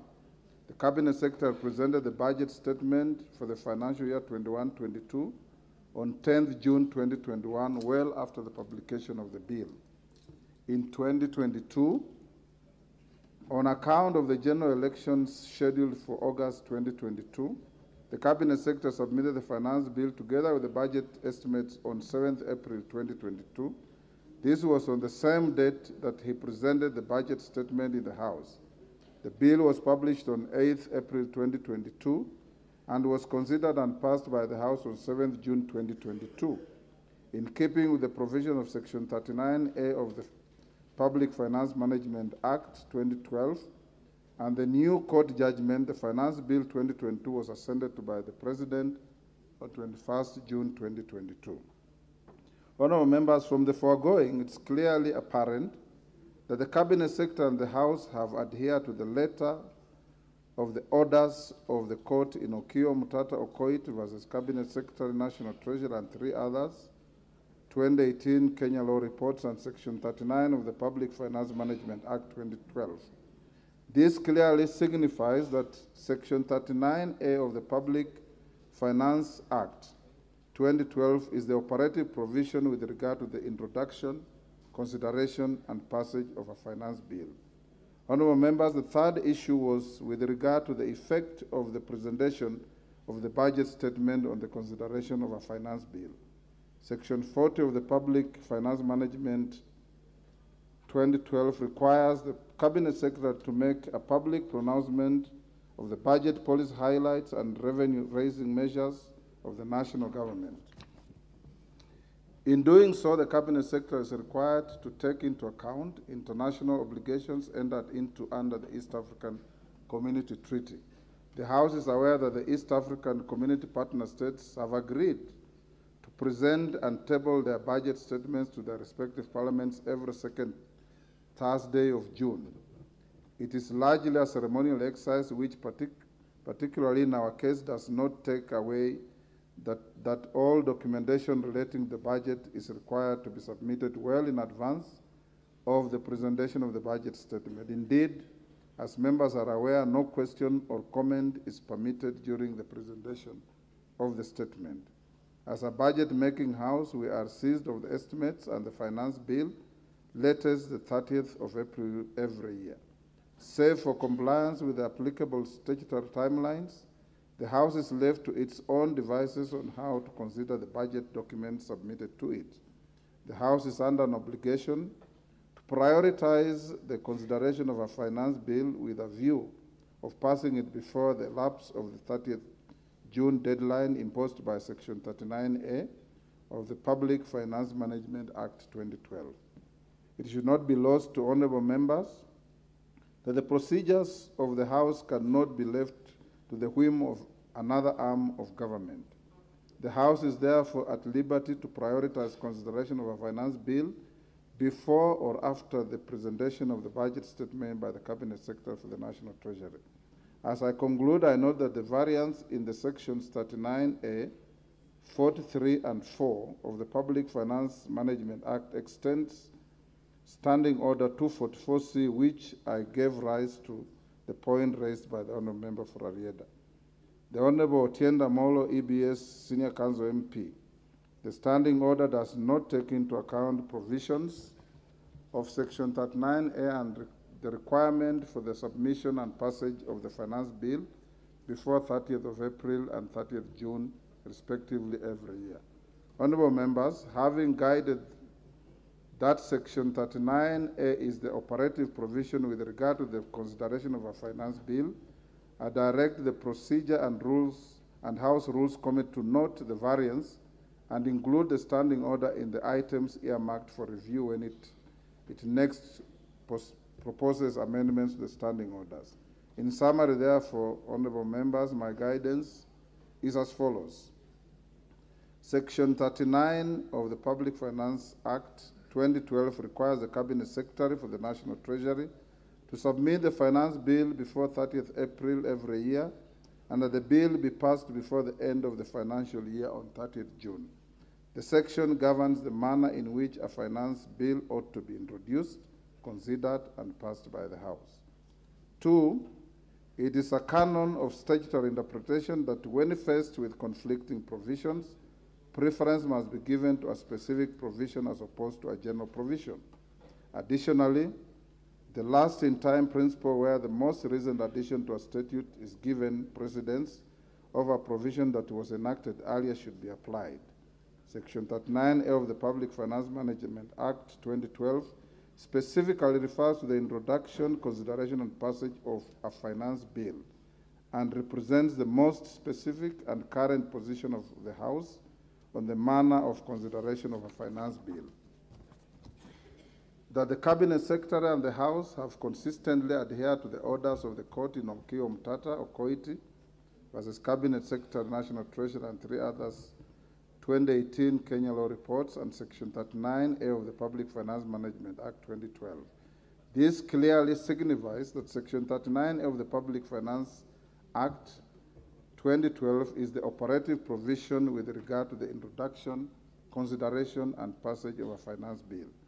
That the House is under an obligation to prioritize the consideration of a finance bill with a view of passing it before the lapse of the June 30th deadline imposed by Section 39A of the Public Finance Management Act 2012. The House is therefore at liberty to prioritize consideration of the finance bill before or after the presentation of a budget statement by the Cabinet Secretary for National Treasury. That the Procedure and House Rules Committee notes the variance between Standing Order 244 and Section 39 of the Public Finance Management Act and include the standing order in the items earmarked for review when it next proposes amendments to the standing orders. The House is guided accordingly. And allow me to thank the Honorable Otienda Molo for raising the issue so that we can give clarity on the matter going to the future. Thank you.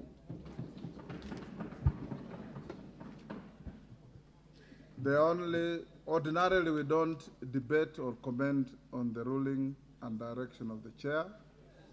We will let it lie there. Honorable Otienda Molo, let the chips lie where they fell.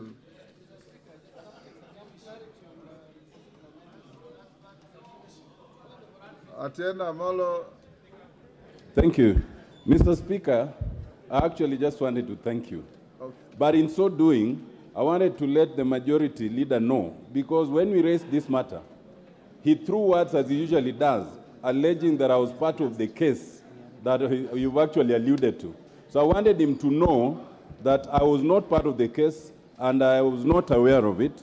But Mr. Speaker, secondly, I take your guidance, and I think the House Business Committee and the House Rules Committee should take your guidance very seriously.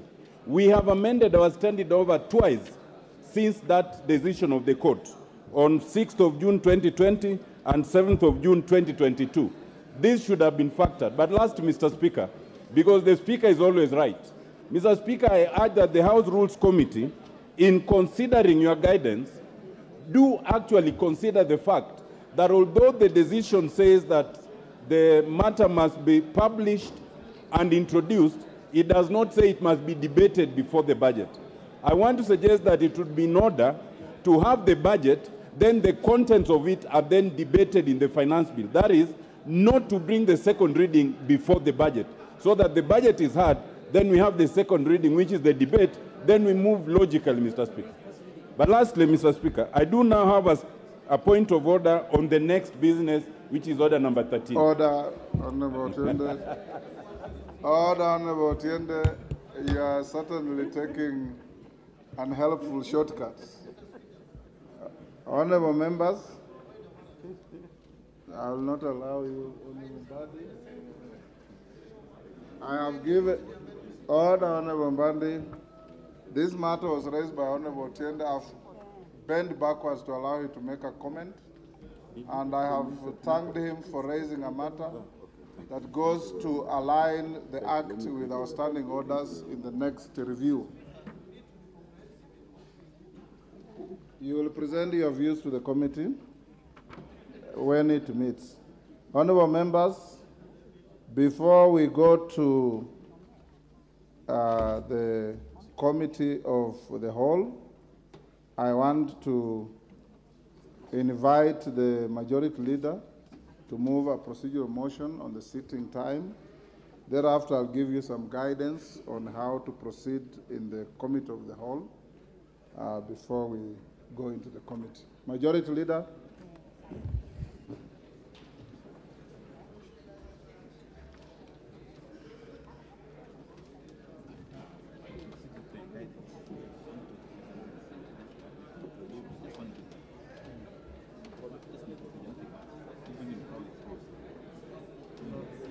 Procedural motion, extension of sitting time. Thank you, Honorable Speaker. Honorable Speaker, with your indulgence, because when you gave the Honorable Otiende Molo the right of reply, he did mention my name. Just to clarify to him that whatever I said, because it was not on record, was not in bad faith. Because I hear you severally refer to the Honorable Otiende Molo as senior counsel, and I expected the senior counsel he would be privy to matters that are in the courts.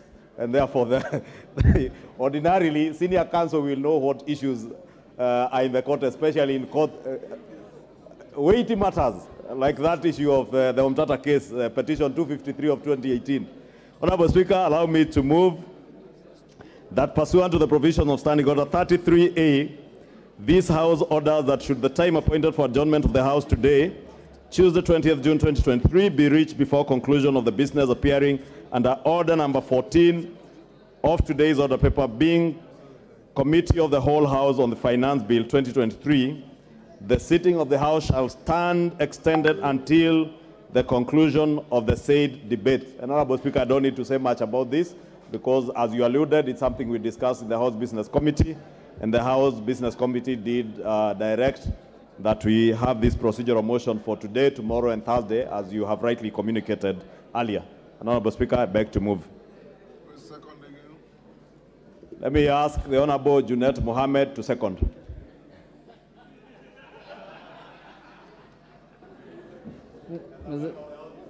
Mr. Speaker, I stand to second, but seconding Mr. Speaker, as you said, or as you directed in the House Business, we discussed in the House Business Committee that there is a lot of business before us. But Mr. Speaker, Kenyans must know that members of parliament are working. There are no other people in this country who sit up to midnight to do work other than members of parliament, Mr. Speaker. Mr. Speaker, many times members of parliament are bashed outside there that, oh, they earn for nothing, they earn a lot of allowances, they earn this and that. These are the only people, Mr. Speaker, who sit up to midnight to do the business for this country, Mr. Speaker. And when we are sitting up to midnight, there is no allowance. We are doing it for free, Mr. Speaker, because we want to serve our country. So, Mr. Speaker, I want to beseech members to stay. There is a lot of food, I'm told, at the cafeteria. You can eat. You can drink a lot of water. And then those who have other business after house, they can suspend it for today until another day so that we can conclude these financial businesses of the country properly, Mr. Speaker, so that Kenyans can have money in their pockets, if at all it will be. But myself, I doubt. But thank you very much, Mr. Speaker. Thank you, Honorable Junet. Honorable members, I propose the question, which is that, pursuant to the provision of Standing Order 33A, this House orders that should the time appointed for adjournment of the House today, Tuesday, 20th June 2023, be reached before conclusion of the business appearing under order paper number 14 of today's order paper, being Committee of the Whole House on the Finance Bill 2023, the sitting of the House shall stand extended until the conclusion of the said business. I now put the question. You want to contribute on this?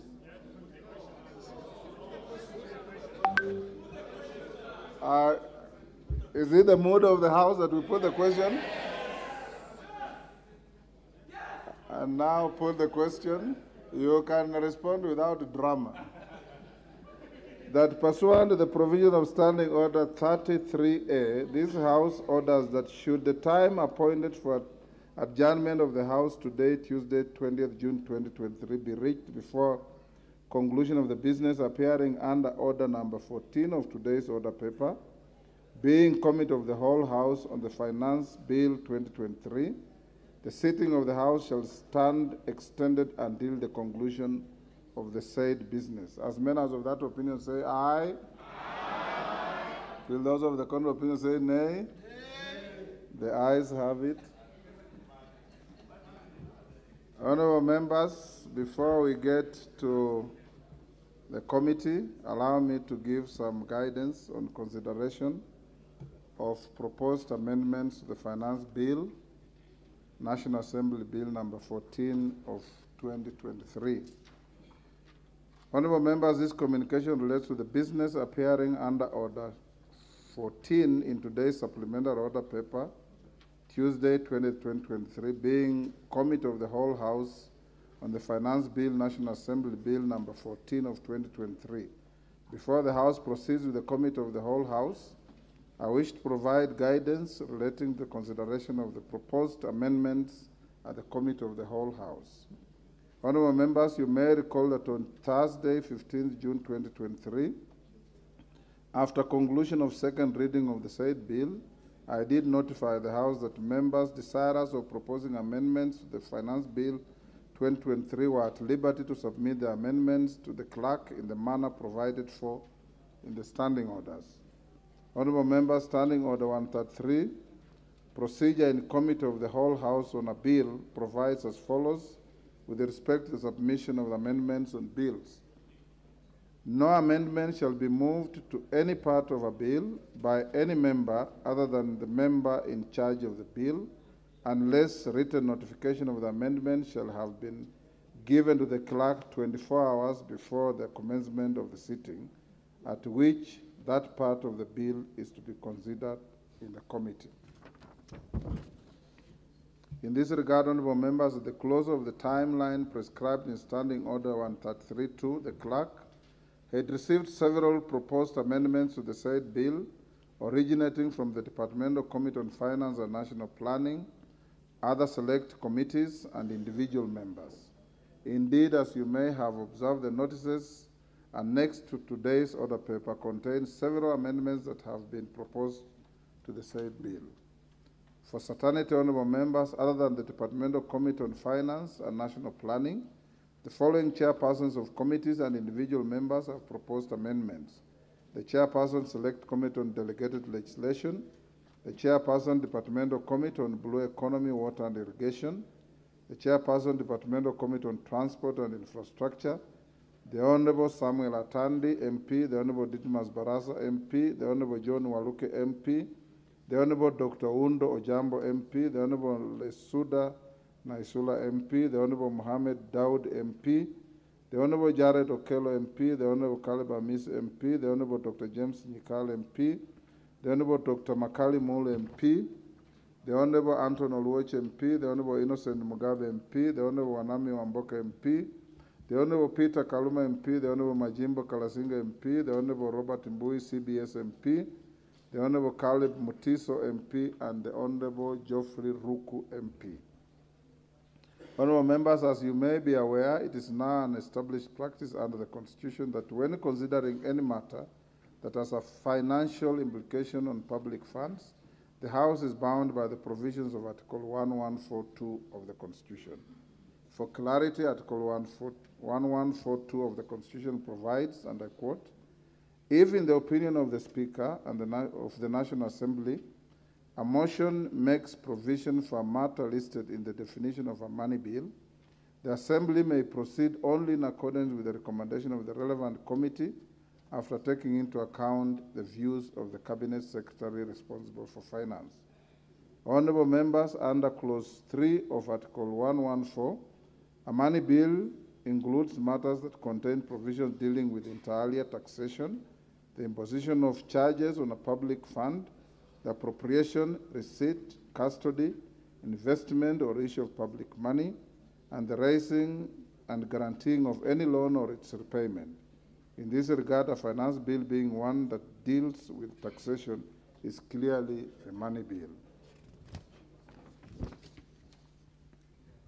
Honorable members, therefore, consideration of the Finance Bill 2023 squarely falls within the confines of Article 114 of the Constitution and other provisions relating to processing of legislation in the House. The provisions of Article 114 of the Constitution are also anchored in Section 39A of the Public Finance Management Act 2012, which states in part, and I quote, Section 39A, submission, consideration, and passing of finance bill. Any recommendations made by the relevant committee of the National Assembly or resolution passed by the National Assembly on revenue matters shall consider the impact of the proposed changes on the composition of the tax revenue with reference to direct and indirect taxes, consider domestic, regional, and international tax trends, consider the impact on development, investment, employment, and economic growth, take into account the recommendations of the Cabinet Secretary as provided under Article 114 of the Constitution, and take into account the taxation and other tariff arrangements and obligations that Kenya has ratified, including taxation and tariff arrangements under the East African Community Treaty. Additional honorable members, Standing Order 133.5 provides that no amendment shall be permitted to be moved if the amendment deals with a different subject or proposes to unreasonably or unduly expand the subject of the bill, or is not appropriate or is not in logical sequence to the subject matter of the bill. In this regard, I have analyzed the amendments proposed to the Finance Bill 2023 and noted that some contain proposals touching on matters listed in the definition of a money bill, pursuant to the provision of Article 114 of the Constitution. For the record, the amendments proposed by the Departmental Committee on Finance and National Planning are not part of those that I have isolated for guidance, as they were processed in the manner contemplated under Article 114 of the Constitution. Having applied my mind on various proposed amendments, I have determined that certain amendments are either similar to or they are fully accommodated by those proposed by the Departmental Committee on Finance and National Planning. In this regard, such amendments will be proceeded with in the Committee of the Whole House. On the other hand, honorable members, there are proposed amendments that, in my opinion, fall within the meaning of a money bill in terms of Article 114 of the Constitution. As you may have clearly noticed in the order paper, I directed the clerk to publish such amendments with a disclaimer subject to provisions of Article 114 of the Constitution placed under each of the affected amendments.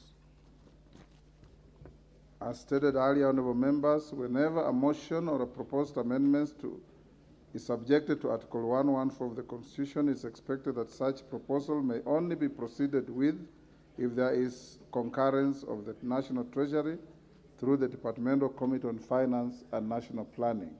In the absence of the evidence that the affected amendments were processed in the manner contemplated in Article 114 of the Constitution, the Speaker is left with no option but to direct that the Committee of the House shall not consider any of the amendments or parts of amendments that have been published in the order paper with a disclaimer. Consequently, members should note that a member seeking to delete a clause need not have an amendment proposing the deletion of a clause. This is because a member is only required to raise and oppose a clause as published in the bill.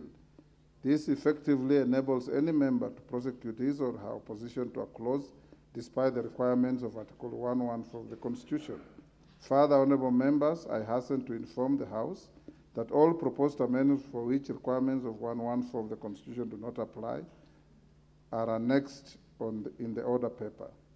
Honorable members, a number of proposed amendments have since been received from 3 members, namely the Honorable Joshua Kandia MP, the Honorable George Sunguya MP, and the Honorable Basil Ngui MP, outside the time provided for in the standing orders. For clarity, Standing Order 133.2 provides as follows: no amendment shall be moved to any part of a bill by any member other than the member in charge of the bill unless written notification of the amendment shall have been given to the clerk 24 hours before the commencement of the sitting at which that part of the bill is to be considered in committee.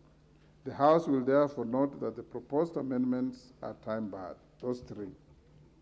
However, I note that some of the amendments have been incorporated in the amendments proposed by the Committee on Finance. Honorable members, I give this direction with full consciousness that the intention of Article 114 of the Constitution is not to curtail the legislative mandate of the House. The article merely seeks to ensure that inasmuch as this House reserves the power to determine revenue-raising measures, it does not commit the executive without taking cognizance of the fiscal policy and considerations of the national government. The House is accordingly guided. I thank you. Minority Leader.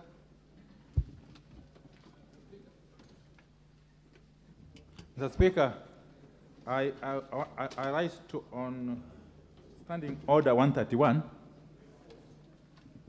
But before I go there, Mr. Speaker, I want to say that before I go there, Mr. Speaker, yes, I want to say that just as I mentioned earlier today in the House Business Committee, Mr. Speaker, our understanding of the provisions of Article 114, Sub-Article 2, is that the House does not require the concurrence of the Cabinet Secretary, but simply requires to take into consideration the views of the Cabinet Secretary, which views it can either accept or reject. Mr. Speaker, for that purpose, Mr. Speaker, I am of the view that we can still prosecute all the proposed amendments. Mr. Speaker, I want to go to the second issue, if you may give me attention. Yes. If members could give me attention. Order, honorable members. You will listen to the minority leader in silence. Mr. Speaker, Standing Order 131, and I want to read it for the avoidance of doubt. And as I do so, Mr. Speaker, this notion that we are in a hurry should also be dispensed with, because I don't think we are in a hurry. We have all the time to deal with the issues. Yes. Yes, Mr. Speaker. No. Mr. Speaker, Standing Order 131.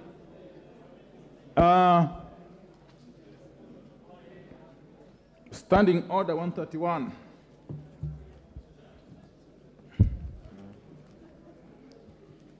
Provides that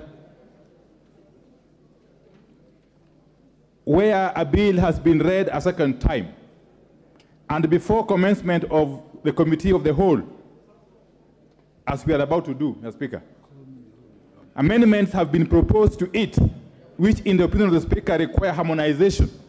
The Speaker may direct any member proposing an amendment to the bill to appear before the relevant departmental committee dealing with the subject matter of the bill to present his or her proposed amendments, and the committee shall submit a report to the House on the result of the exercise before the Committee of the Whole House is taken.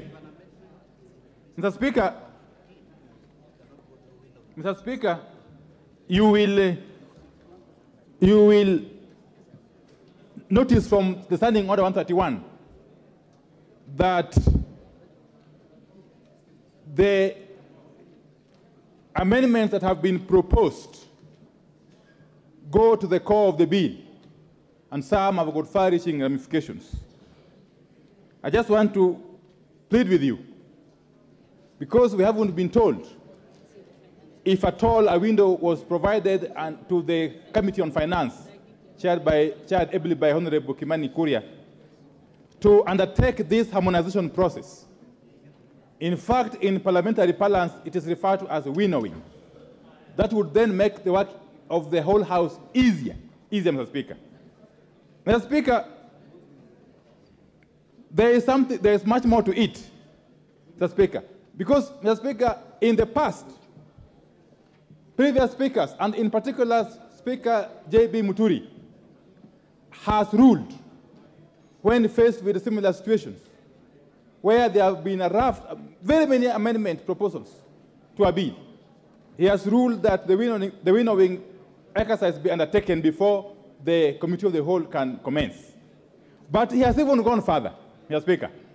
If you go to Article 118 of the Constitution, Article 118 of the Constitution, Mr. Speaker, imposes a duty on this House, without reading it, imposes a duty on this House to undertake proper public participation on any bill before it can be dispensed with, or before it can be processed.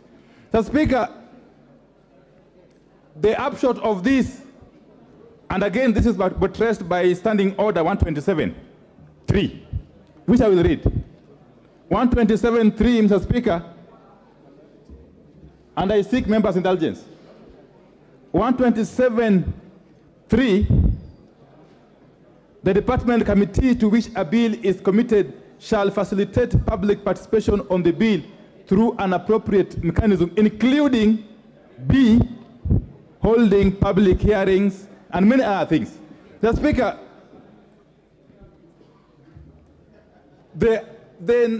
going by the number of amendments being proposed, firstly by the Committee on Finance, and secondly by various other members and chairs of other committees, it would appear that the character of this bill is likely to change in a comprehensive manner, Mr. Speaker. And we are likely to be transacting business on matters which the public have not been given an opportunity to make their contribution. In other words, on a matter on which the public has not participated, Mr. Speaker. Mr. Speaker, I want to just give 2 examples of bills which had not only been referred back to the Committee for Harmonization, which is winnowing, but actually were ordered to be republished by the Honorable Speaker J.B. Muturi. Mr. Speaker, one such bill is the gaming bill, Bill number 35 of 2019. The second bill is the Universities Amendment Bill of 2021.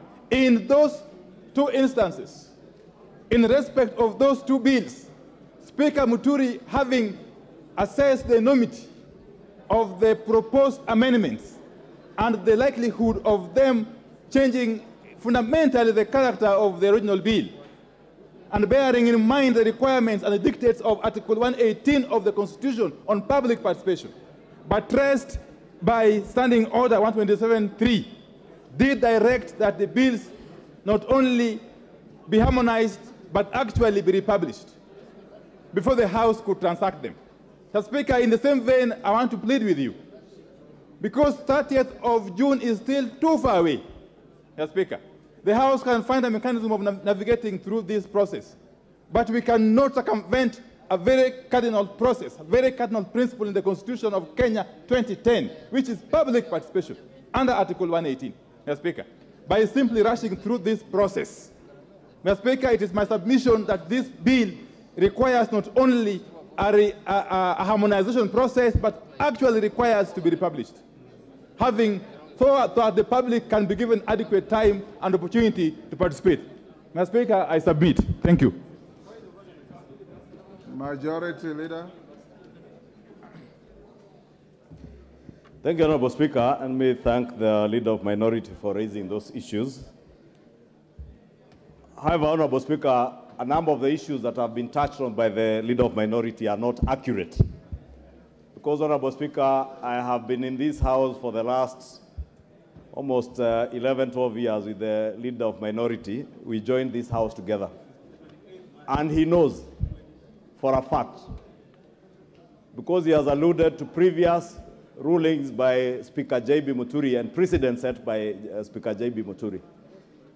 The Leader of Minority knows for a fact there is not any single moment that Speaker Muturi or indeed any other speaker in the history of this House has allowed the process of winnowing alluded to Understanding Order 131 on money bills.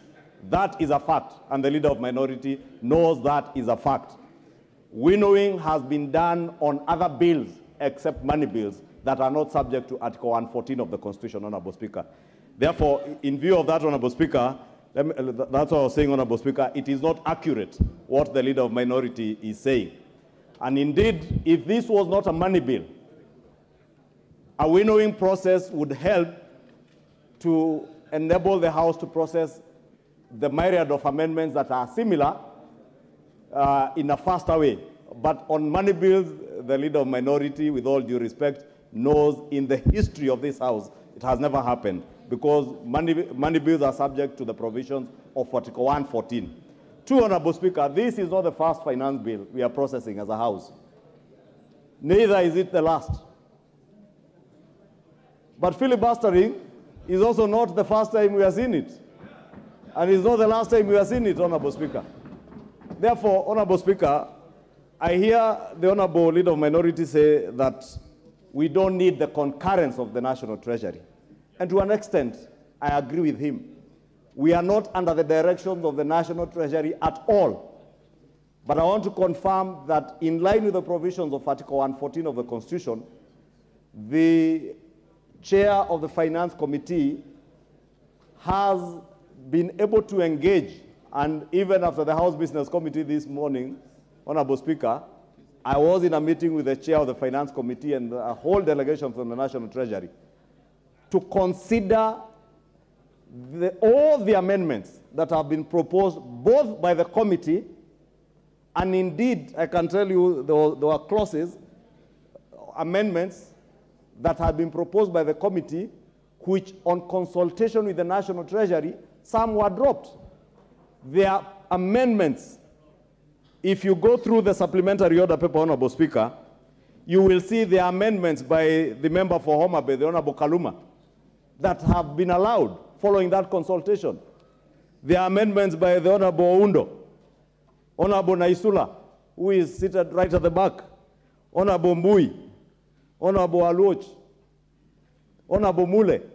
Therefore, there are myriad of many amendments that have been allowed following that consultation. And therefore, that's why I was saying it may not necessarily be very accurate to say that there are those that have been condemned and had. 2, Honorable Speaker, or 3, the question of public participation.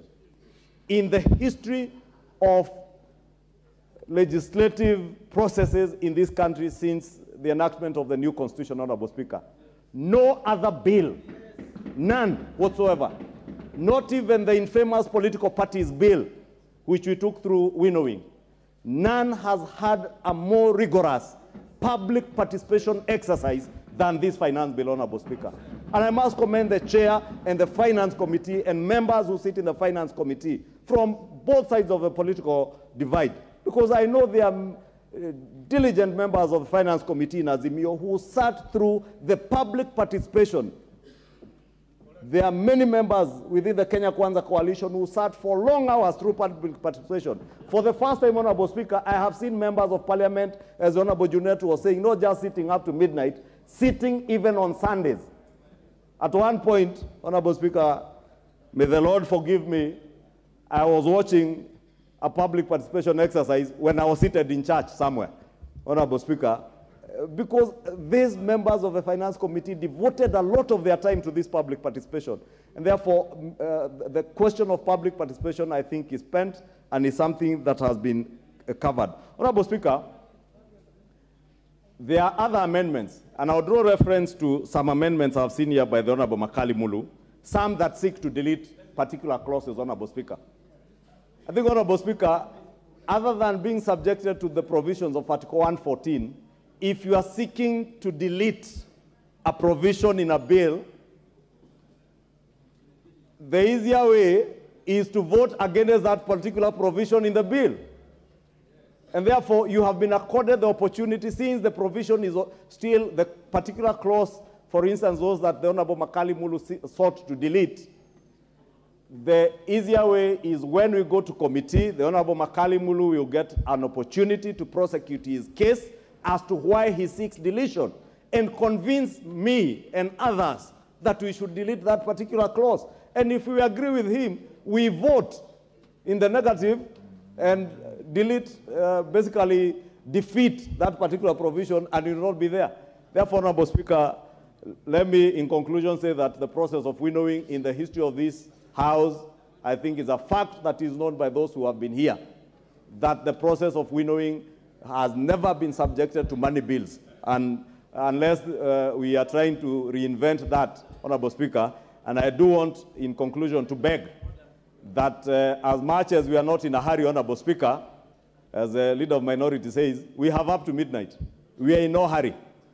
But we must also spend the time that we have devoted here up to midnight today, up to midnight tomorrow, up to midnight on Thursday, and hopefully even before 30th, any other day, but we must utilize our time properly. Let us not in any way utilize our time through filibustering and trying to spend time in not a very wise manner, Honorable Speaker. I beg to submit. Junet. Mr. Speaker, the cardinal responsibility of this House is to legislate, Mr. Speaker, in Article 95.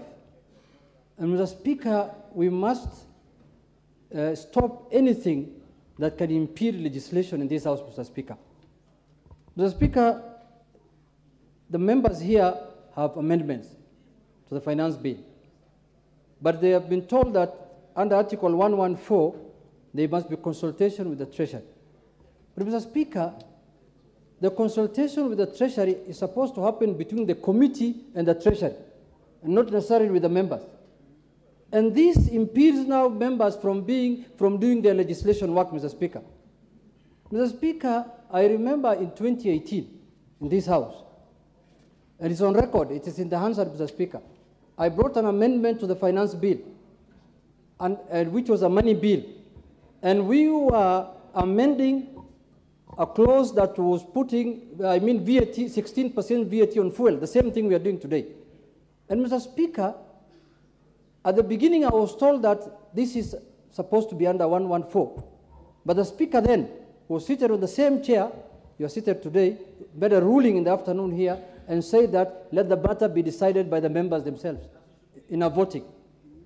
And in the end, we agreed that let us come up from 0, we go to 8, and the executive comes from 16, they come to 8, and that's why today we have 8% of VAT on the fuel, Mr. Speaker. Mr. Speaker, there was no memorandum. There was nothing. We agreed here, and the Speaker ruled that he's exempting that amendment from what Article 114. Why? Because even the Constitution, that 114 says, in the opinion of the Speaker has an opinion. The Speaker has a serious opinion, because he's the one who runs the House. He's the one who is in charge of legislation in this House, Mr. Speaker. He's the one who approves amendments. He's the one who looks at the constitutionality of matters that we bring to this House, Mr. Speaker. So, Mr. Speaker, first, don't lose what the Constitution has given you, which says, in the opinion of the Speaker. It did not say in the opinion of the Minister for Treasury. It did not say in the opinion of the Minister for the PS for Treasury. Mr. Speaker, in your opinion, if a matter, if an amendment is of national interest, of national importance, Mr. Speaker, in your opinion, I beseech you, you should allow, members will do a decision here in one way or the other, Mr. Speaker. The amendment will be voted on, and they will decide on one way or the other. But in conclusion, Mr. Speaker, let me also add a pick from where the majority leader said, like what Honorable Makali has proposed in terms of deletion. Mr. Speaker, I don't think voting against an amendment is the same as proposing an amendment of deletion, Mr. Speaker. Those are two different things. They are not the same. They are not the same, Mr. Speaker, according to the way I understand it. Deletion means getting rid of that thing in totality, completely out of the bill. But no means it can go either way, Mr. Speaker. So, Mr. Speaker, Mr. Speaker, even deleting you have to, that is why exactly you vote on the amendment and you also vote for the deletion, Mr. Speaker. And Mr. Speaker, deletion of clauses have been a tradition in this House, Mr. Speaker. The clerk here, before he became the clerk, he was the director of legislation and this other thing, what's called what? Legislation and procedure. And Mr. Speaker has been approving deletions for the last 15 years I've been here, or 10 years I've been here. Delete this, delete that. Why is deletion becoming an issue today? If you don't like that deletion, vote against it also. The way you are saying we vote against the amendment. Mr. Speaker, let us have here free, under the Article 95, freedom of debate and freedom of legislation. Let anybody bring any amendments they want, let it be put on a vote, and if the vote carries, whichever side carries the vote, we agree with it and we move forward.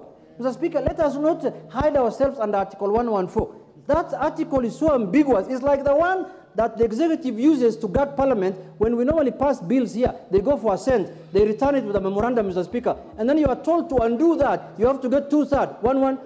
Article 115. That's another one. That has been abused for the last 10 years, Mr. Speaker. It was abused in the last 10 years. Okay, Mr. Speaker, order, you see... There's a point of order from Chepkonga.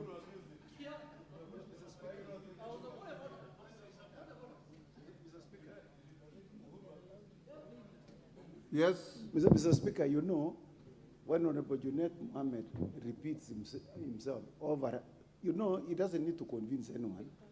He just filibustering here. What he just needs is to stay to be relevant to what he's saying. But, he looks at the majority leader, then he repeats the same thing he had just said 30 seconds. Mr. Speaker, you should rule him out of order. There's a standing order which is very clear, not being repetitive.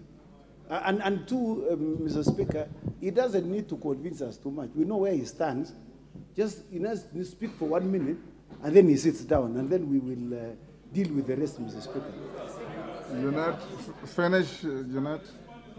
Mr. Speaker, Honorable Chepkonga is my friend, Mr. Speaker. But these 5 years of absence from Parliament, Mr. Speaker, something must be done. But anyway, something must be done, Mr. Speaker. We must do something about it. I think, but let me leave it there. Mr. Speaker, in conclusion, I want to say that, Mr. Speaker, in your own wisdom and in your own opinion, Mr. Speaker, I beseech that we allow amendments that have been brought by the members so that we can proceed and vote on them and see how they go, Mr. Speaker. Thank you very much. Morogara.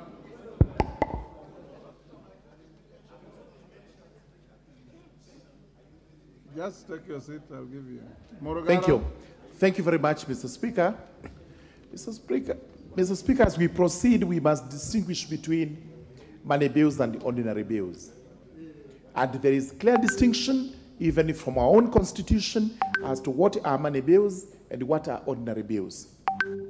When it comes to standing orders on winnowing, it is very clear, and this is a house of record. We have precedents on where winnowing has been allowed, where harmonization has been allowed by the Speaker. We do not have any precedent in this House where winnowing has been called for and where this House, the Speaker has allowed for winnowing to take place. The reason being, money bills are actually special forms of bills which are contemplated during the budget-making process. This is where this House is appropriating money so that the government has revenue for its use. Even where you look at the Constitution, where it is stated in the opinion of the Speaker, it proceeds to say in sub-article 2 that that motion for a matter listed in the definition of a money bill, the Assembly may proceed as per recommendations of the Committee of the House after taking into account the views of the Cabinet Secretary responsible for finance. So surely, this is not far-fetched when we say we are to seek views of the Cabinet Secretary for finance. It's part of our law. Most important, it's important to say that in the last parliament in which I sat, we did winnowing in the political parties amendment laws, which was in order. We also did it in the security laws, which was in order, but we have never done it in a finance bill. And most important, again, I go to deletions. Deletions in a finance bill are equivalent to successfully opposing a section of that act. Once you oppose successfully, that section is deleted in entirety. This is why we are saying there is no point in having these deletions in the order paper. We simply take it to vote. It carries the day, the deletion succeeds. It fails, the section remains. Therefore, we believe we should be proceeding without these deletions, and most important, the winnowing bit is not relevant to what we have before the House today. Thank you, Mr. Speaker. Makali Molu. Yeah, thank you. Thank you very much, Honorable Speaker. Honorable Speaker, I want to go on record that I've been a member of the Budget Committee since I joined this Parliament for the last 11 years. And one of the key responsibilities of the Parliamentary Budget Office is to determine whether bills are money bills or they don't need to come to the Budget Committee. Once bills are determined to be money bills, Honorable Speaker, the Budget Committee will have to sit and accord a member a chance to present this bill and justify why the bill is important to this country. And on the basis of that, then there will be consultation with the Treasury to determine whether the bill should proceed to the second reading or not. Now, Honorable Speaker, what we have done to this bill, this being a finance bill, automatically all amendments will be money bills. All amendments will relate to money bill because this is a finance bill. Honorable Speaker, if you look at the kind of amendments being proposed by members here, and there are very many, Honorable Speaker, I think what Junaid was saying makes a lot of sense, that we might need to be accorded an opportunity as honorable members who are proposing these amendments to be listened to, so that on the basis of that, then we make a decision whether to withdraw my amendment or not. In a situation where you are leading more than 10 honorable members and two departmental committees proposing amendments, And we just want to rubbish this kind of amendment by the fact that they relate to Article 114. I think we have been unfair to this House, as a House which makes laws. So, honorable members, for me, we still have up to 30 to pass this bill. I don't think we are late. If it was my opinion, I would have requested that the Speaker accords us an opportunity, maybe up to midnight, as he's saying. Now we can just break and this committee convenes. We go there up to midnight, we present our issues, and then we see our way forward. The other issue is, when I propose to delete a clause, we know this House, matters voting, we lose all our senses. People will just say yes, even when it should be no. Others will be saying no when it should be yes. And on those bases, the only room I have is to delete, so that I'll have an opportunity to prosecute my case, and I hope I will be convincing some on the basis of objectivity and not on the basis of what we have been told to do, honorable members. So, honorable Speaker, I beg you, if it is possible, you accord these honorable members an opportunity to prosecute our amendments. Thank you, honorable Speaker. Chair of the committee, I will bring this to a closure soon. Thank you, honorable Speaker. I have an advantage of having been a member of the Committee of Finance and National Planning for the entire life of the 12th Parliament, and therefore I have seen the process of the finance bill for the last 5 years, and this is the 6th year where I've chaired. Honorable Speaker, on 2 occasions, I actually did not agree with the committee, and I wrote, and it was actually on the order paper, that I move amendment on the finance bill. And those 2 occasions, Honorable Speaker, there was no winnowing that happened for those particular finance bill for the 5 years that I served as a member of the Committee of Finance and National Planning. The Honorable Makali Mulu brings a very interesting debate about money bills and budget committee. So, and now that makes it even a little more complicated then. Should therefore those amendments have been sent to the Committee of Budget and Appropriations and not then the Committee of Finance and National Planning? Lastly, Honorable Speaker, most of the amendments that honorable members were bringing, we actually did have a sitting with the committee, and we actually looked at them. And for some of those and most of those amendments were actually being carried in our amendments that you're proposing this particular afternoon, Honorable Speaker. And lastly, every clause, and I would like members to really understand this, that every clause in this particular bill has a financial implication. Last week, we did pass in the Committee of Supply, the appropriations of various categories. I did not see, Honorable Speaker, apart from the allocation for private universities, I did not see any amendment proposing to do a cut in any of the budget proposals that was passed by the chair of the Budget and Appropriations Committee. Therefore, to expect, therefore, that the committee would accept particular clauses or amendment for particular clauses without consultation on the financial implication would be committing a budget suicide, if we call it Honorable Speaker, because we have a responsibility. And unfortunately, that responsibility is being carried by the Committee of Finance and National Planning to find resources for projects, for votes that this particular House has agreed on. So I really urge this House, when you come to debate on the revenue measures to finance the budget you members of Parliament have already passed, which I did not see any of the members of Parliament on the other side of this House amending any vote to reduce our expenditures, to come and now reduce how we are going to finance this. We have tried to achieve a deficit of only 718 billion. Therefore, any amendment without consultation on any clause is therefore going to affect our Chairman, debt and our... 114. I think, Honorable Speaker, I have made my point. Thank you very much. Honorable members, the issues raised by the minority leader, the response of the majority leader, the Honorable Junet, the Honorable Makali Mulu, the Honorable Murugara, and the Honorable Kimani. First, the issue of Article 114 should be protected and be held as sacrosanct.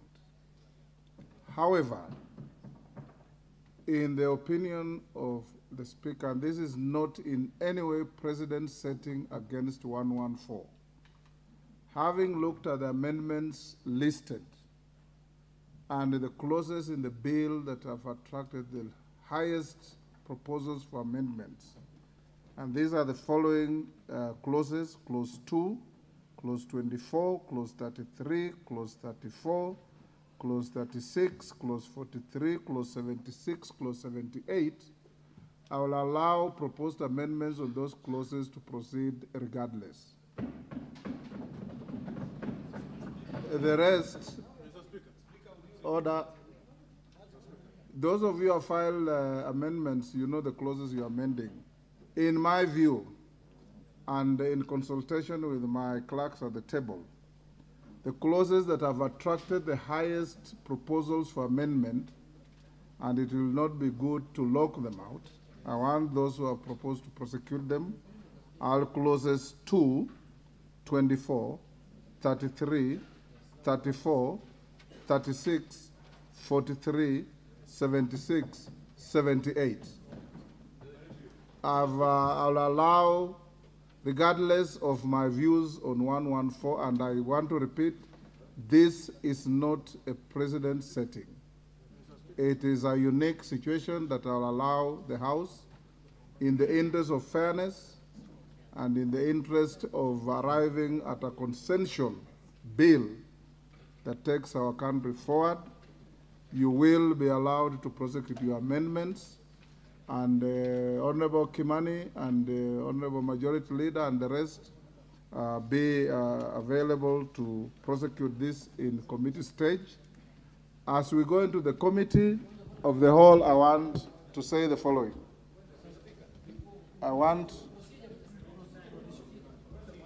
Yes, Junet, what is it? Speaker, in accordance with your ruling, Mr. Speaker, now that has changed the dynamics of our engagement, I'm requesting, Mr. Speaker, that we adjourn for 10 minutes so that we appraise our members on those clauses that you have given. Then we sit down again, Mr. Speaker. Order. Yes, Ruku. Honorable Ruku. 10 minutes. Thank you, Mr. Speaker, sir. It is true, the Crowd 71, Mr. Speaker, sir, has ensured that this country has missed royalties from the year 2020 to now, from the year 2020 July to the moment. And if we are not going to... Are you speaking to my direction? Yes. If you are not going to allow this House, Mr. Speaker, to also look at the amendment... No, he has not mentioned Crowd 71. I beseech you, Mr. Speaker, to also allow Crowd 71 of the finance bill to be looked at, regardless whether it is a money bill or it's affecting Article 114 of the Constitution or not.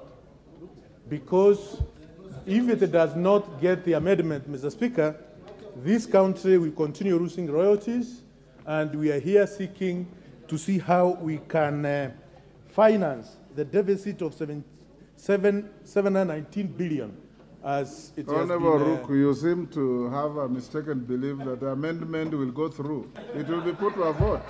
Yes, please, Mr. Speaker, I beg you to allow, we put that clause take your seat. Into the... You know, if I now start deleting and including, we will not make progress. I've given you a reasoned direction, and I believe it's a sound direction. Let me now call the House. What is procedural, Bandi? And let it be procedural. Procedural. Mr. Speaker, I want to first of all thank you for your ruling and the indulgence on this matter of allowing members who had proposed amendments to be considered. But Mr. Speaker, as a matter of procedure, from the debate here, Mr. Speaker, it is clear that we need to do something about our standing orders and to make amendments. Mr. Speaker, I want to just suggest, because tomorrow we will have another speaker who may not indulge these members. We need to be clear that if this provision in the Constitution talks about Assembly may proceed only in accordance with the recommendation of the relevant committee of the Assembly, there should be a report from the committee on each and every proposed amendment, so that members proposing amendments, Mr. Speaker, are not disadvantaged. It should not be left at the whim of the clerk or even the Speaker, Mr. Speaker. Mr. Speaker, by the way, you only have the authority, in your opinion, to determine whether it is a money bill. But as to whether the House should proceed, That is now supposed to come from the committee. And that should be in the form of a report, Mr. Speaker. So what I expected, Mr. Speaker. Yes. You are actually pursuing a defeatist argument. No, Mr. Speaker, I am just asking that we fine-tune our standing orders. You are so inviting me yes. to lock out everything.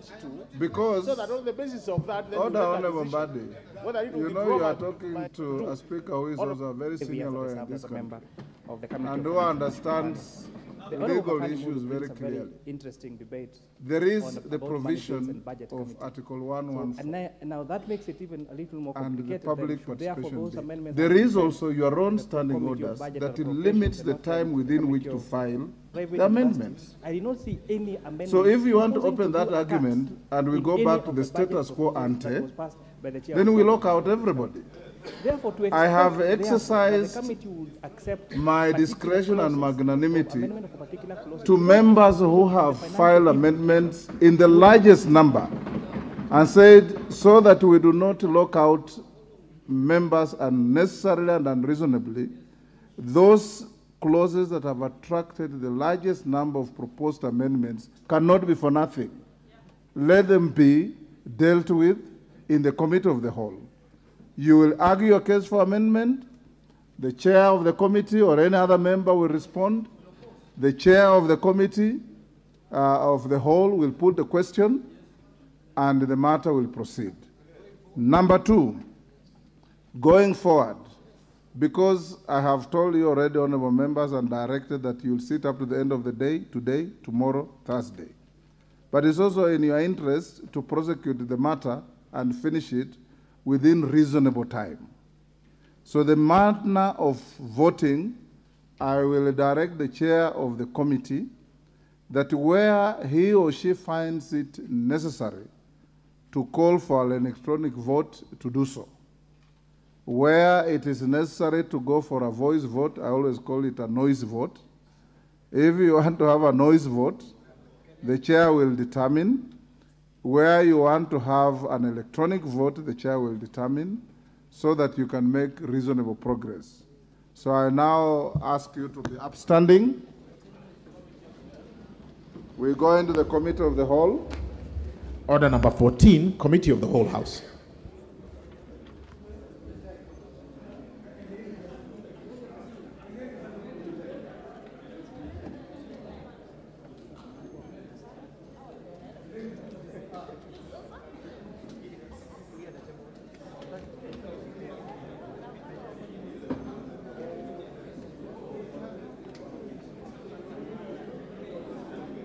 Supposed to bow. I bow.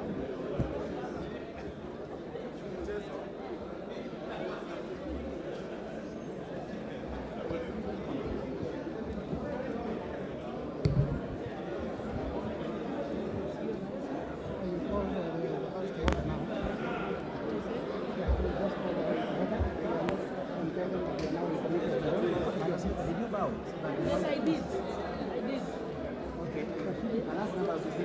Members, I already bowed and none of you are sitting. You may sit. We now commence the Committee of the Whole House.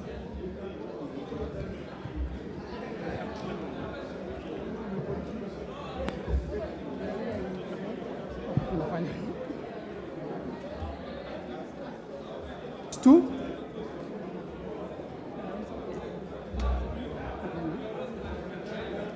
The Income Tax Act, Clause 2. Yes, amendments. We will proceed with this.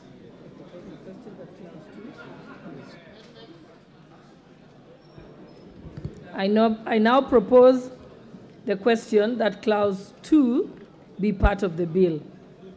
Mover to move the amendment. Chairperson. Honorable Chair, I beg to move that Clause 2 be amended as per the supplementary order paper.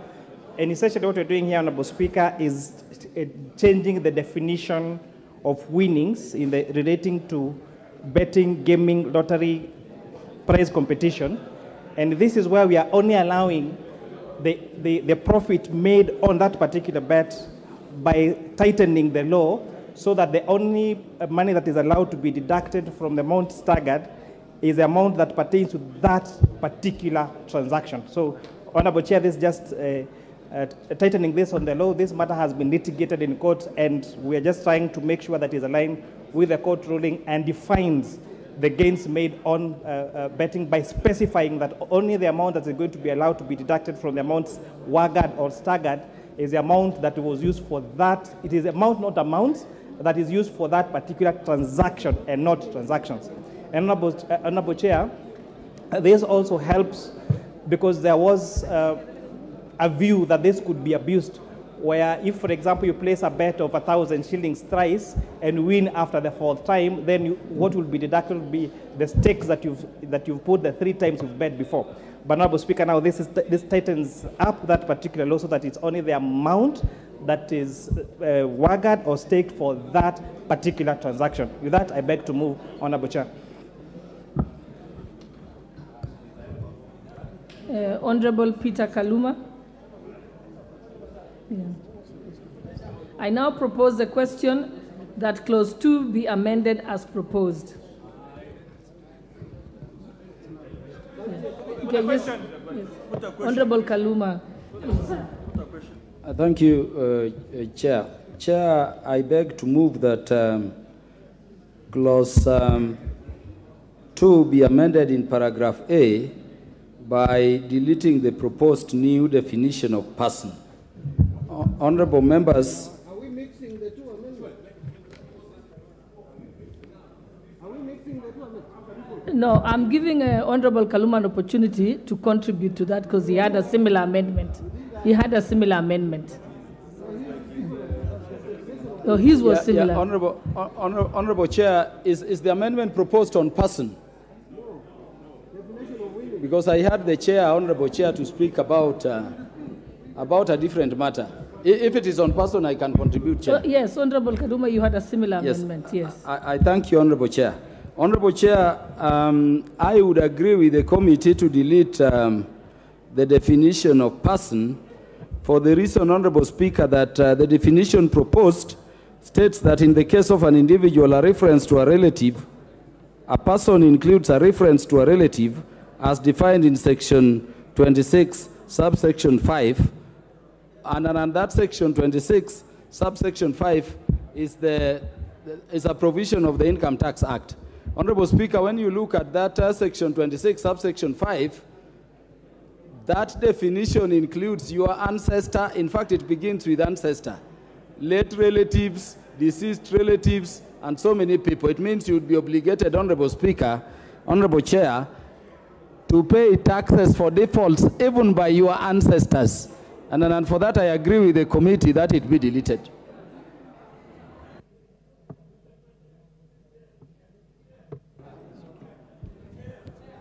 Yes, with the question.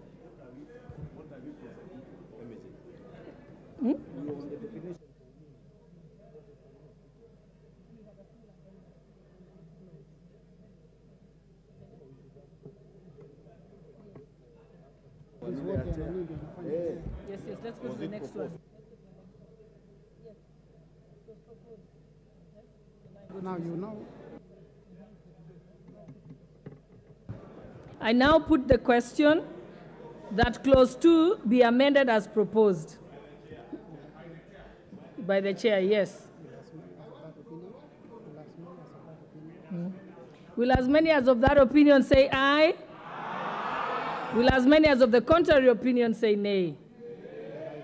The ayes have it. I now put the question that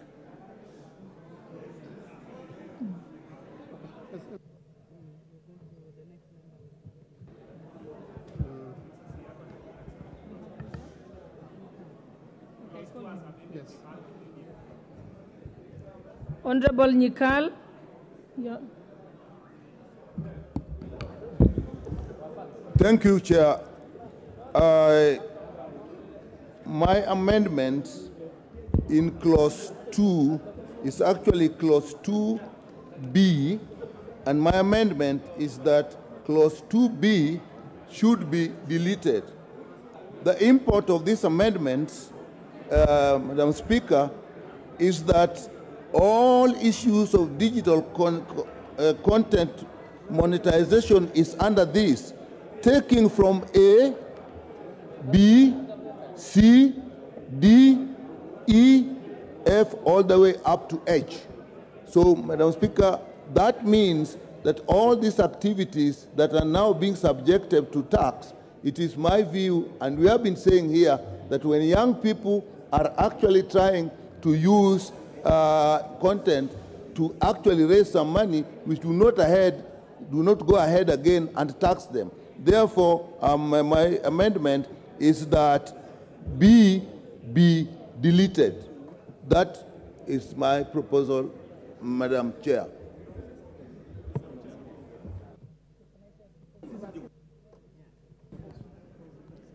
I now propose the question that clause 2 be amended as proposed by Honorable Nyikal.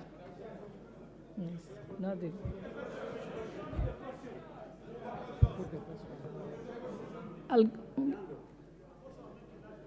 No, it's Honorable Badi. Yeah, Honorable Badi.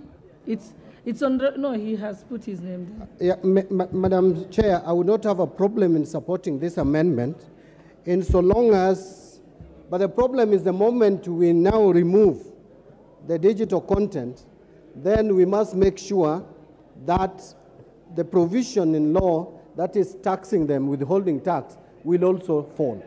So if you ask me, I would support Nyikal's amendment so that we are silent completely on the issues of digital content in terms of taxation, so that we exclude this important sector, the digital content monetization, and what we call content creators, and social,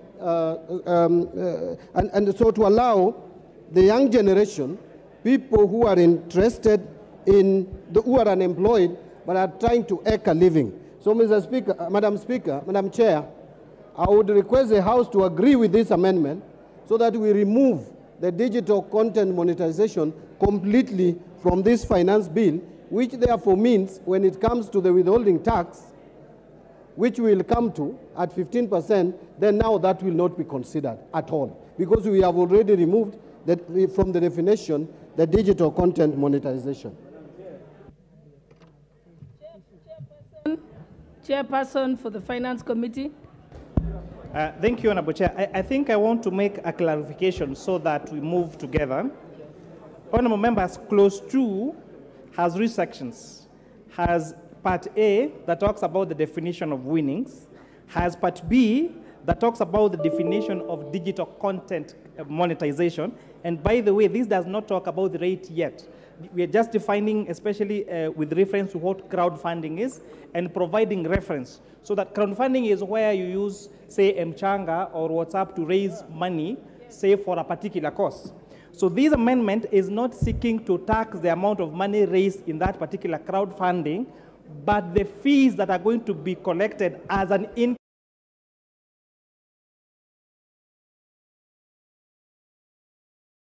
monetization, so that they are able to tax. Then, Honorable Osoro, these are 3 parts. It's important that we carry the members so that we know what we're doing.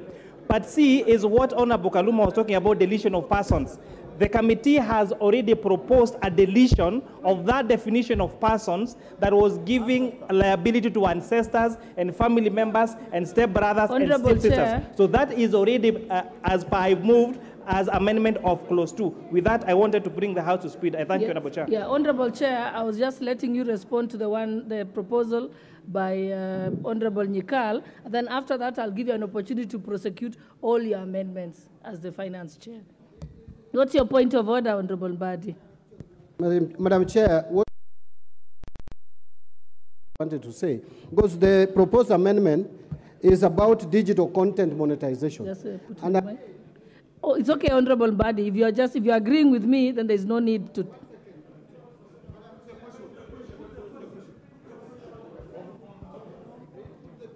Just let him finish. You have a minute. You say put the question, and you don't even know what people are discussing. You're out of order, Honorable Badi. Just finish. I've given you a minute. Madam Chair, yes. On the issue of rates, we will come to that. And the moment we are done Okay. Yes, thank you. All right. We've had you. Okay. I now put the question that clause 2 be amended as proposed by Honorable Nyikal. Will as many as of that opinion say aye? Will as many as the contrary opinion say nay? The nays have it.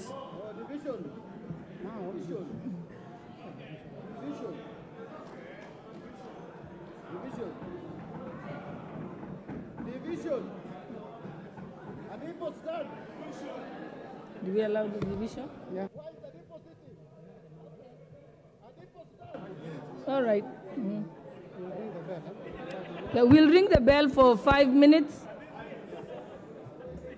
Ring the bell for 5 minutes. And get all your cards ready. Get your electronic cards ready.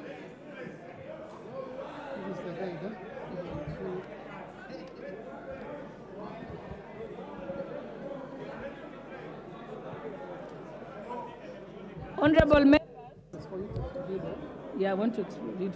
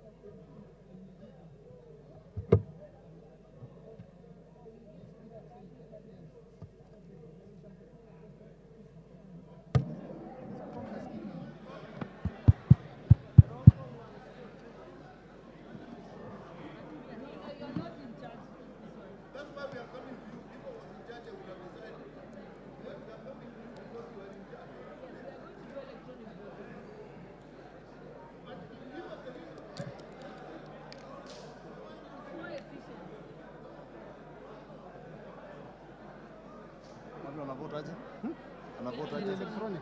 Electronic, but not everybody has a card. No, they spare cards. And the clerk had actually sent a message. There's 100, yeah. People have been told to bring their cards, and there are some spare cards which they can bring for you. I sent one. You sent for one, eh? Did you come on? Unile yo mtu kadi yangu. Wapi kadi yangu? Hello.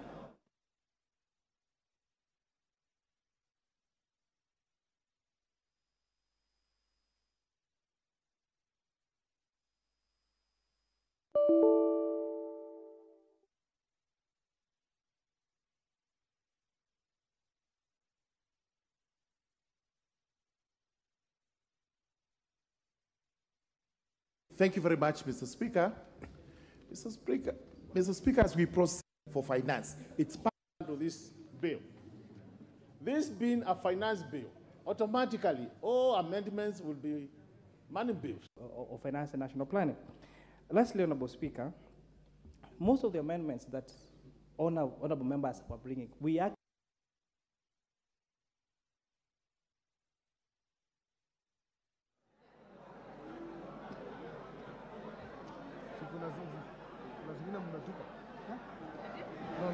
No, these guys wanted, they want to delay. Going by the number of amendments being proposed, firstly by the Committee on Finance, and secondly by various other members and chairs of other committees. It would appear examples of bill. The second bill is the university's amendments and the likelihood of them changing this process.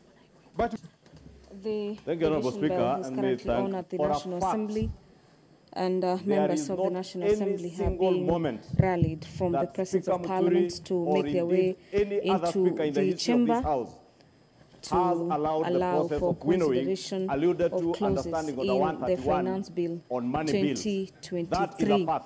The Finance Bill currently, the members of the National Assembly are considering the clause 2 of the bill, where we've had members of the ruling party as well as the opposition being on divergent positions over this particular clause. And to just take you through the clause in the bill is also not the first time we have seen it. Is that and it's not the it is about the digital content monetization. I hear the Honourable The proposals in the bill is that the clause be amended the concurrence of the National Treasury. In the proposed definition of digital content creation by deleting paragraph E and substituting therefore with a new paragraph. That in line with the this provisions of particular of the Constitution, clause further offers for use of a logo, brand and catchphrase associated with content creator merchandises, sales, e-books, as well as course or software. I was in a meeting with the chair of the Finance Committee. There is further proposals from the National to delete paragraph H to consider and substituting therefore with all the amendments another that paragraph H A by the committee, and indeed that a content creator earns a commission or fees from crowdfunding that have been proposed by the committee, and the proposals is that with the National Treasury, some were dropped. There is a deletion of the proposed definition. If you go through the supplementary order paper, Honourable Speaker, in that currently, the National Assembly is considering the Finance Bill 2023 that has lots of clauses. Legislative processes in this country, and this is under the committee of the whole, other bill, where members of the National Assembly will be voting on different clauses. Which we took through winnowing. As it is, the bill has 79 clauses that members of the National Assembly will be considering. And so far, we have about 12 amendments to the Finance Bill 2023, where the opposition has 8 clauses. The committee has fronted 2 amendments, as well as the Kenya Kwanza administration has forwarded 2 amendments to the Finance Bill of June is still too far away. It was not a money bill. Well, a winnowing process would help. Sergeant at Arms, close the door.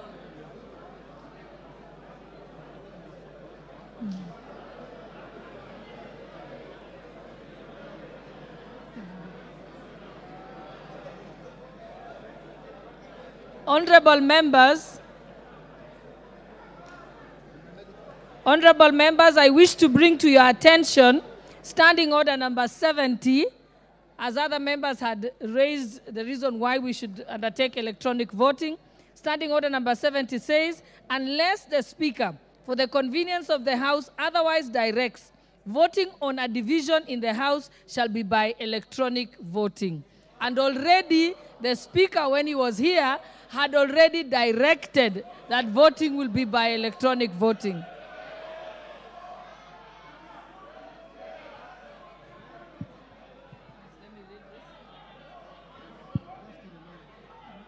Honorable members, just to give you a reminder, honorable members, if there are members who don't have their cards, just bring it to the attention of the...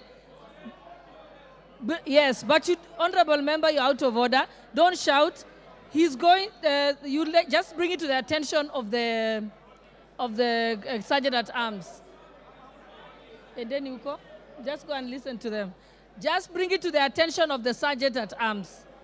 And honorable members, I will now just take you through that now that the card has stopped, the bell has stopped, the doors have been closed and the bars drawn. We would like to ask all members to log out. All members log out for 60 seconds.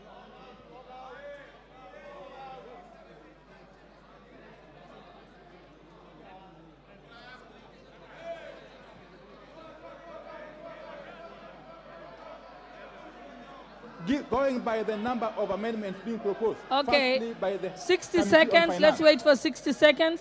And secondly, by various other members and chairs of other committees. Who's checking the time? It would appear that the character of this bill is likely to change in a comprehensive manner, Mr. Speaker.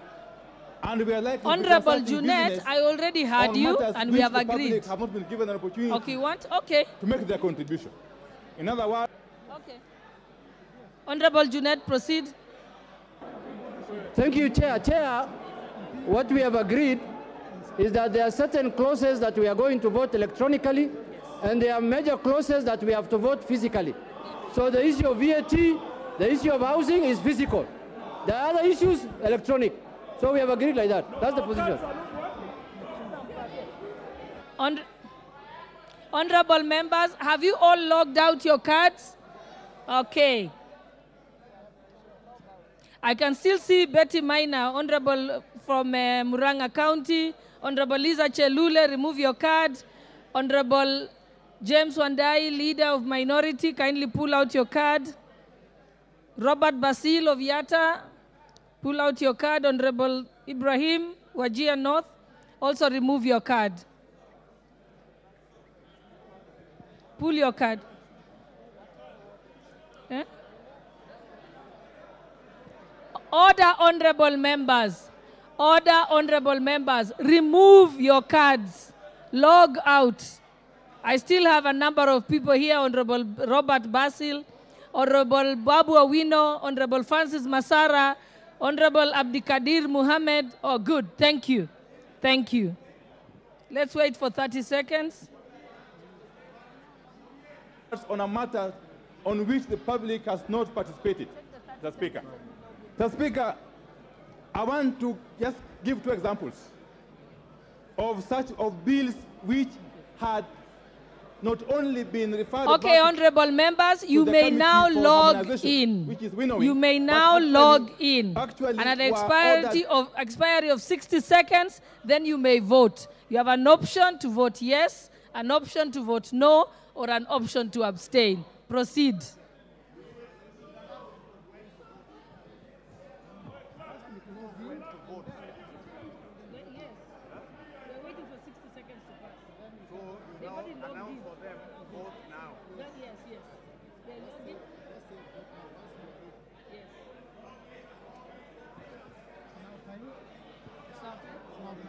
Okay, honorable members, it is now time. You may now vote. You may now vote. Go and listen to them.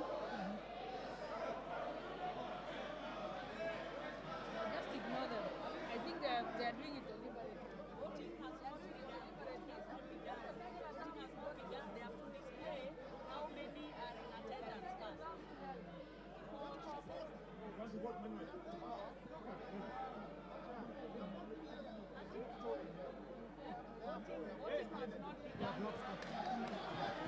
Okay, there is a bit of a challenge with the system.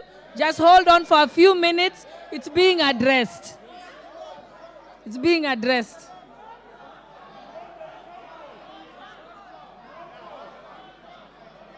To be republished by the Honorable Speaker J.B. Muturi.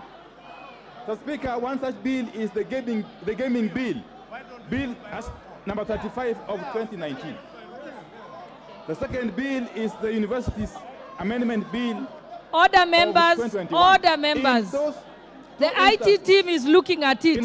There is no need to get Speaker Muturi animated about it. No, there's no point to be animated about it. It's okay. We are going to do it. No, we have to try first because changing fundamentally the character of the original bill. Okay, it didn't work. And bearing in mind the requirements and the dictates of Article 118 of the Constitution on public participation, but traced by okay, honorable members, we shall start roll call voting now because the system isn't working. Be harmonized, but actually be republished before the House could. But it was imperative to at least attempt to follow the speakers in directions. Have a seat, sit down. Take your seats, tell your team to take their seats. Honorable Wandai. Honorable Wandai. Your team are the only ones standing. If you could kindly ask them to sit. Honorable Fatuma Migori, kindly take your seat.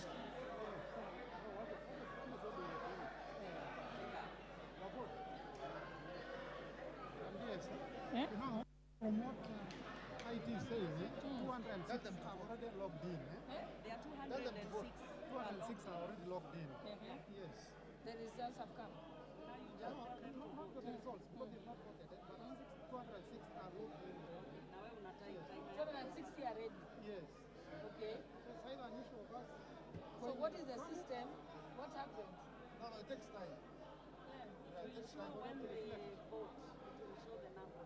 Why don't you tell one of the IT guy can't come here? Yes. See, the reason why she's on phone is for her to tell me what. Yes. So 260 people managed. They are ready, yes. They are actually logged in. They are only waiting to the vote. Yes.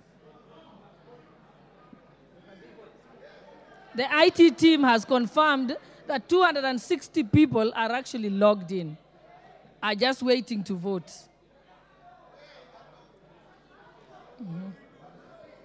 Just hold on, they're trying to make sure that everybody's on it.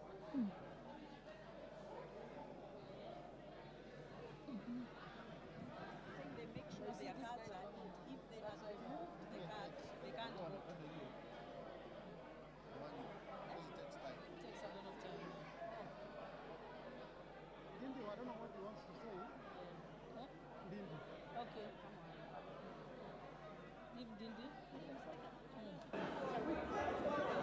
Oh, thank you very much. Thank you very much, Honorable Speaker.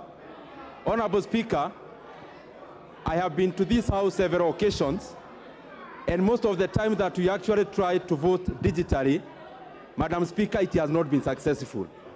I'm wondering whether it is a coincidence, Madam Speaker, because this House has invested colossal amounts of money in making sure that we are able to vote efficiently and especially digitally. Madam Speaker, we must relook at the entire IT team of this Parliament, Honorable Speaker, so that next time, if there is capacity they need, we capacitate, but we need to be efficient, Madam Speaker, in terms of voting, because I don't think this is a coincidence. This is normal. Thank you. Thank you. Get there.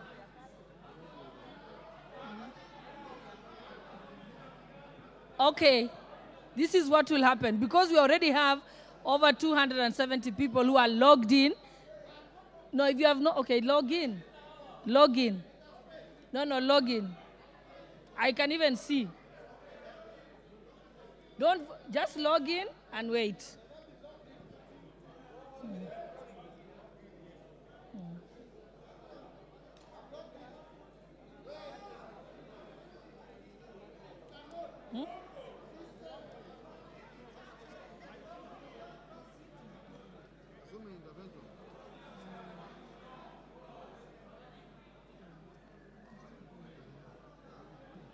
Honorable Mbadi, I can see your name.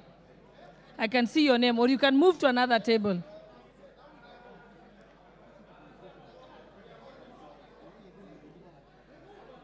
I can see your Honorable Mbadi. You can move to the next one and try and do it on the other one.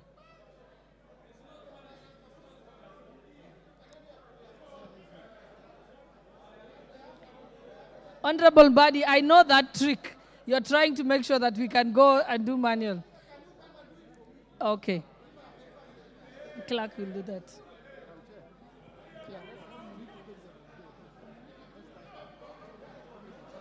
Okay. All right, we can give it one more try before we resort to another method. So let us all log out. Let us all log out. Let us all log out. Honorable Wandai, let us all log out. And then, has everyone logged out? Oh, good. Thank you. Okay, let's wait for a few seconds. Let's wait for 30 seconds. Yusuf Muhammad, Wajir West, pull out. Okay. All right. Now we can start again. Bills which an option to abstain. Amos Mwango of Starehe, kindly remove your card. Don't log in until I tell you. Log out. Stay away until I tell you. I will tell you. You can ask for a spare. You can easily ask for a spare card.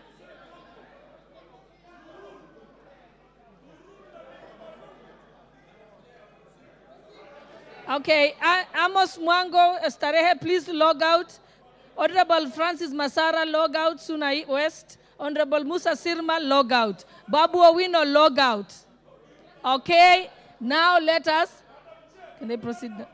Can now log in? You can now log in. You can now log in. And then wait until I tell you to vote.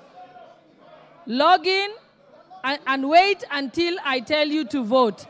Log in. Whoever is logging in has logged in. Okay.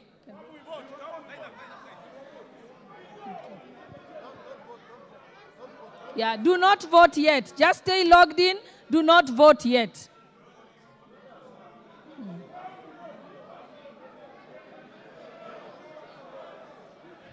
We will wait because they are counting how many are logged in. After they tell us, that's when we will now give the result. Okay, honorable members, remain logged in, but do not vote yet. Remain logged in, but do not vote yet. Once the IT team has counted the number of people who have logged in, then we shall vote. I will give you the all clear. Honorable Bui, you are out of order, and you will actually end up not voting. So take your seat. You are already logged in. It's okay. That's your problem. Let us proceed. You can't threaten us, Madam Chair. Why are you threatening us?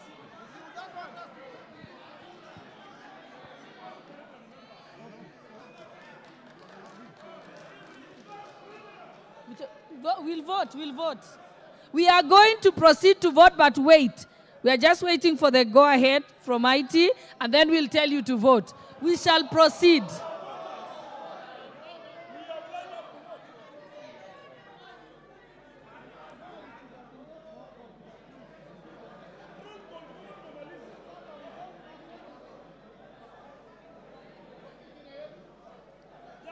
It's working.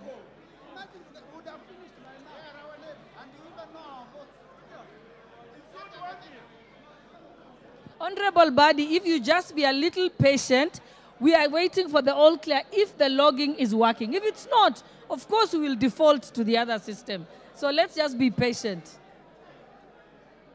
Let us be patient.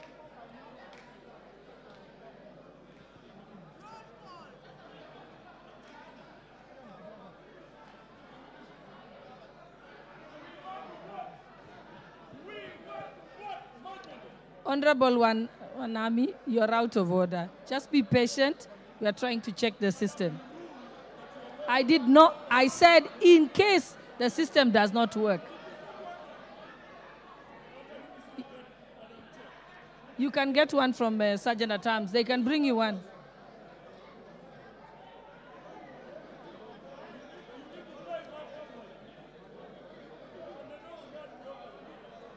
But you've read Standing Order 70. You know Standing Order 70. I read Order 70 very clearly. Unless the Speaker directs, of course you don't want to vote.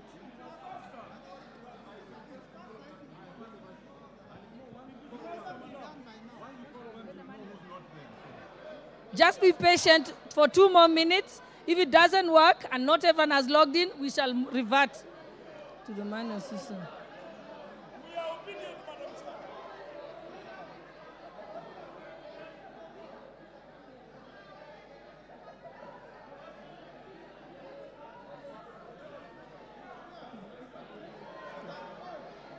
Let's wait.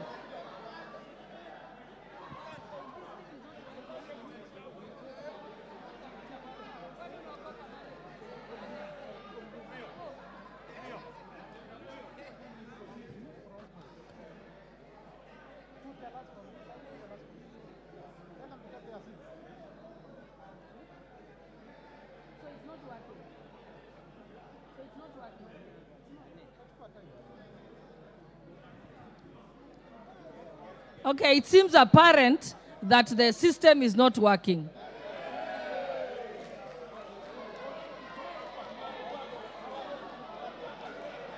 Then take your seats that we can begin. Take your seats and we can begin.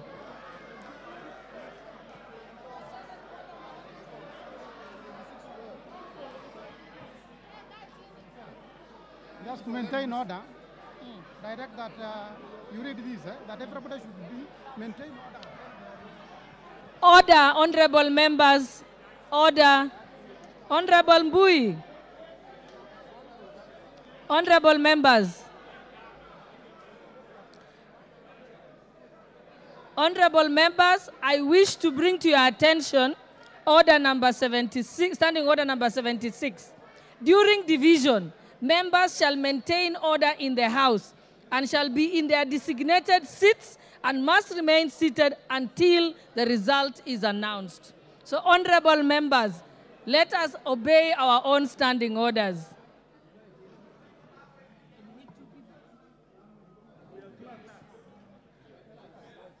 It's okay. Everybody can stay seated. The two clerks. Yes, Honorable Wanami. No, don't argue.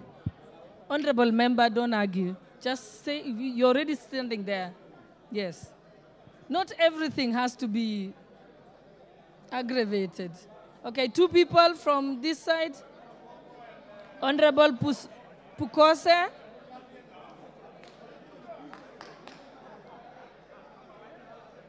Honorable Doya, take your seat. Okay.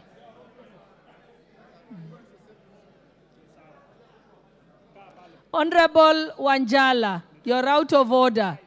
I just read Standing Order 76, that you must maintain order and be seated during division. If not, you'll be out of order and may have to leave the chamber. Take your seats. Honorable Owino, take your seat. Member for Karachu on your seat. Oh, Mumias, I can't see him.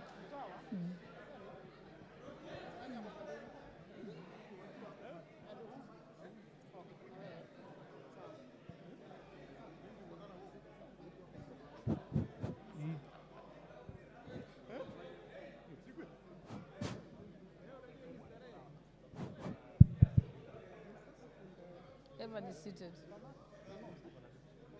Okay, sound. Okay.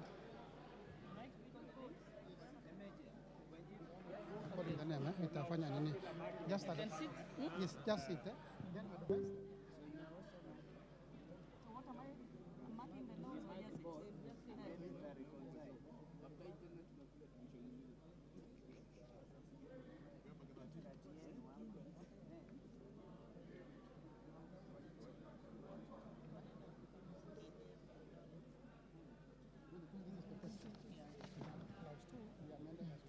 Honorable members, as we begin the voting process, I wish to remind you of the question. I now put the question that clause 2 be amended as proposed by Honorable Nyikal.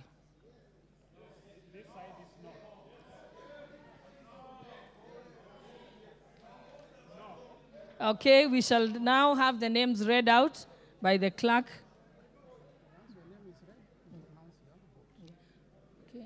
All right, members, if your name is called, you pronounce your vote from where you're seated.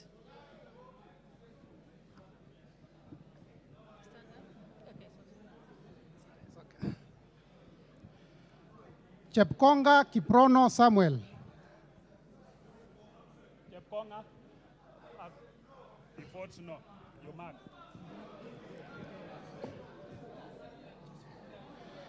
Langat. No, you don't mark like that. No. Here there is a no and a yes. There are people who are doing that. Mine is to ensure that. No. Then if you want somebody to mark with me, so who is marking from here? Then you come out so that you mark from there. We want you to mark from there. Where Kaji will mark from there so that we can see. Gina. Langat Benjamin Kipkirui. So you is voting no. Langat Benjamin Kipkirui is voted no. Yes. No. Okay. Kitani Marian Jabet. No. Atandi Samuel Onunga. No, Atandi is there. Atandi is here. Just say no. Owino John Walter. Absent. No, absent. Owino is absent. Mrembo Irene Njoki. Irene Njoki has voted no. Shurie Abdi Omar.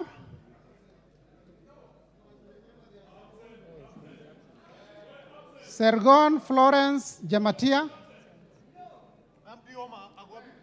Kandie Joshua Chepiegon. No.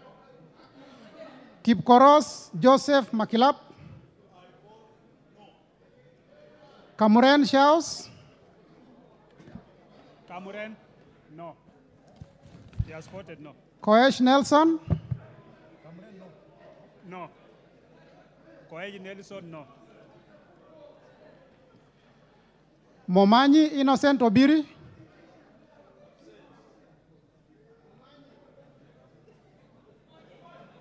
Momanyi Innocent Obiri. Absent. Barongo Nolfason Obadia. Borongo is there? Yes. Votes yes. Alpha Miruka Ondieki. He's voted no. Lynette Chepkorir. No. Kilel Richard Cheruiyot. No. Yegon Richard Kipkemoy. No. Mamwasha Onchoke Charles. Onchoke. Onchoke Charles. Ogola Gideon Ochanda. No. Osero Patrick Kibagendi.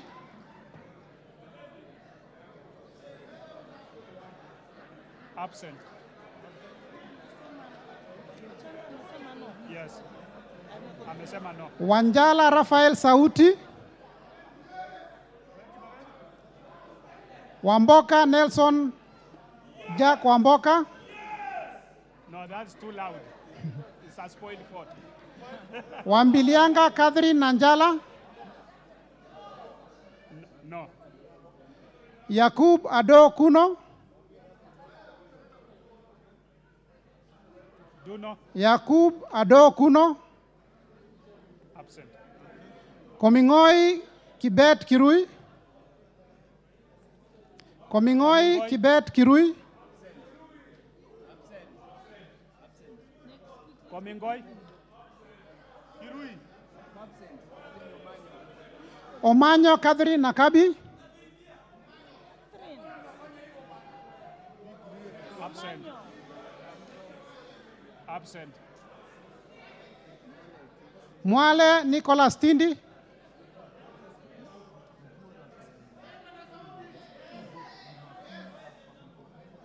Oyula Joseph Mahero.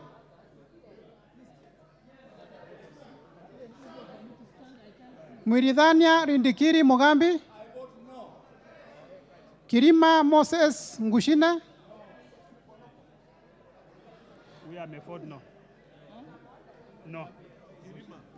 Rindigiri. Kirima Moses Ngushine. Meford no. Okay, okay. So.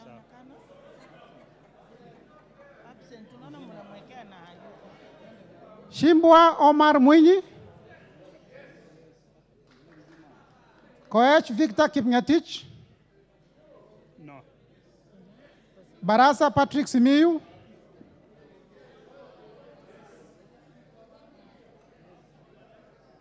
Barasa Patrick Simiyu.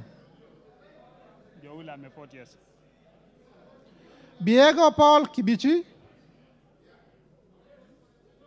No. Ntwiga Patrick Munene. No. Joula Meford, no. Honorable members, you have to rise up so I see you physically. Everyone should sit down because I have to see each person who's voting physically. That's why I'm standing up. Be silent.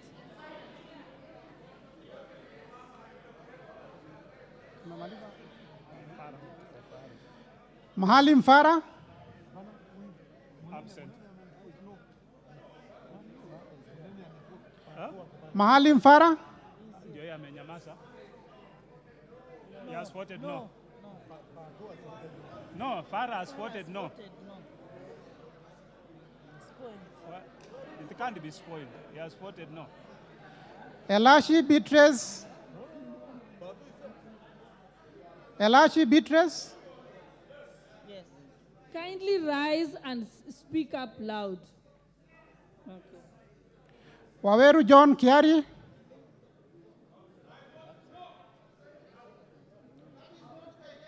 Sirma Musa Cherutich.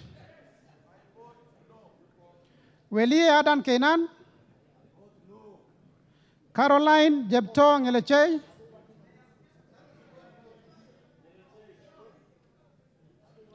Gadhiru Mejadong Benjamin. His votes no. Honorable Fatuma, you are out of order. You are supposed to be silently on your seat. Yes. And that's the second warning, by the way. Yeah. Ongili Babu Owino.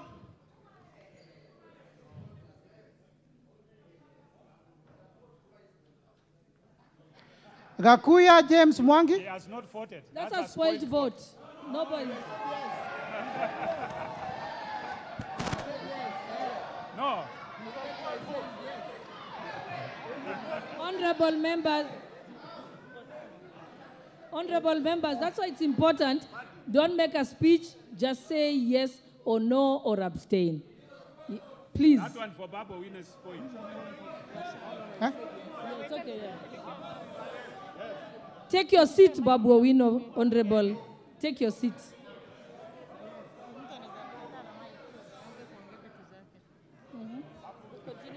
Gakuya James Mwangi. Gakuya James Mwangi. Absent. Mawathe Julius Musili. Mwenje Mark Samuel. Daboen Pamela Njoki Njeru. Lelmengit Joses Kipto Kosgei. Omboko Milemba Jeremiah. Kipiegon Johanna Ngeno. Ukose Robert, Doctor. No. Yakub Farah Sala. Yakub Farah Sala. Proceed. Oundo Wilberforce Ojiambo. Iribae Said Buya. Tungule Charo Kenneth. Siad Amin Udgo. Siad Udgon. Baro Diko Mohammed. Guyo Ali Wario. Guyo Ali Wario. Absent. Muriu Wakili Edward. Kururia Elijah Njore Njoroge.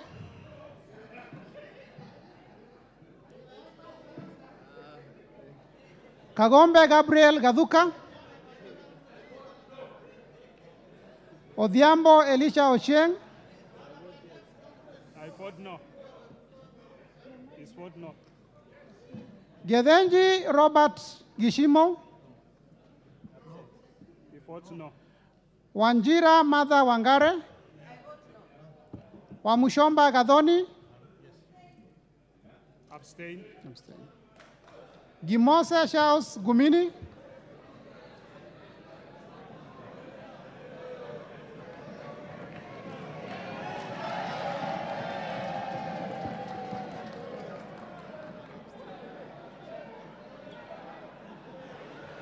Gimose Charles Gumini. Timose, absent. Osogo Bensuda Joyce Atieno.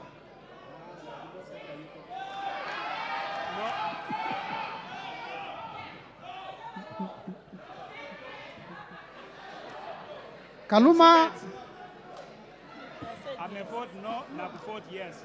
That's a spoiled vote.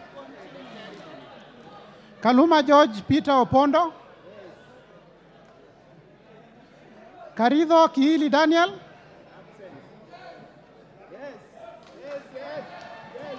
No.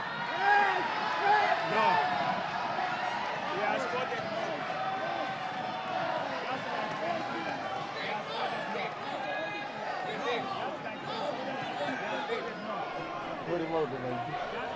Order, honorable members.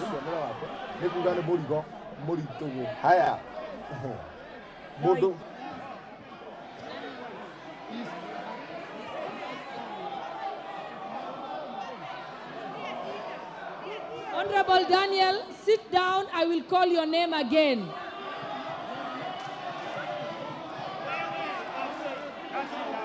Sit down. I will call your name again. Osoro, please, Honorable.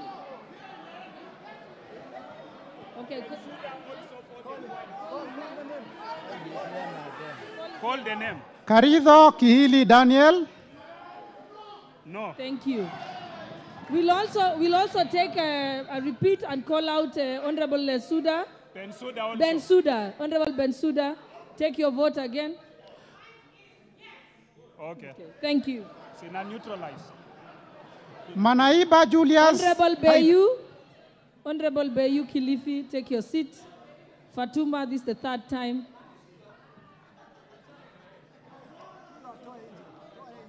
Proceed. Julius Taitumu. Murugi John Paul. Abdi Ali. Murugi is no. Even Kaitumu ni no. Amesema no. Abdi Ali. No. Shinali Bernard Masaka. Shinali Bernard Masaka.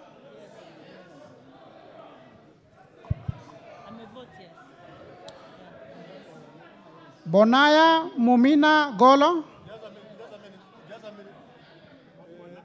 Honorable Shinali, speak up. Honorable Shinali. Speak up.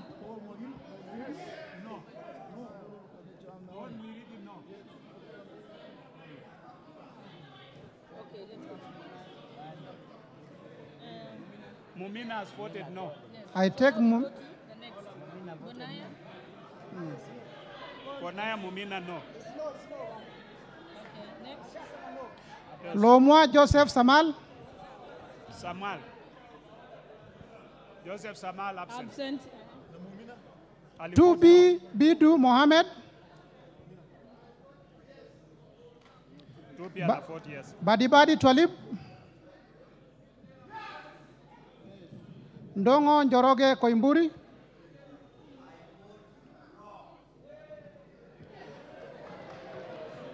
Wamashukuru James Kamau. No. Obara If Akinyi. Kalasinga Joseph. I vote yes.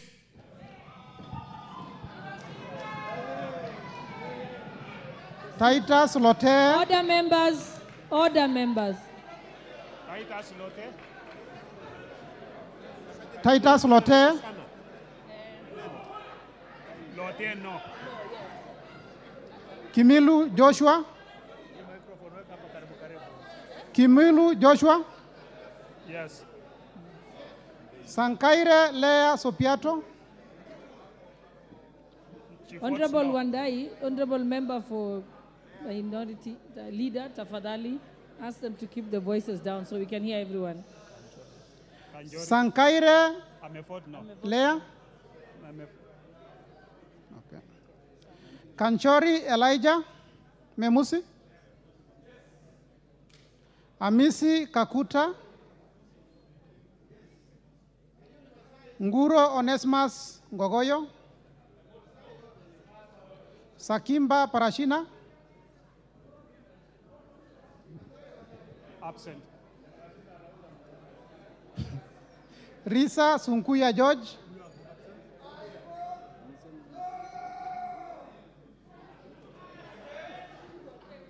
Muanda Elsie, Katana Paul Kahindi,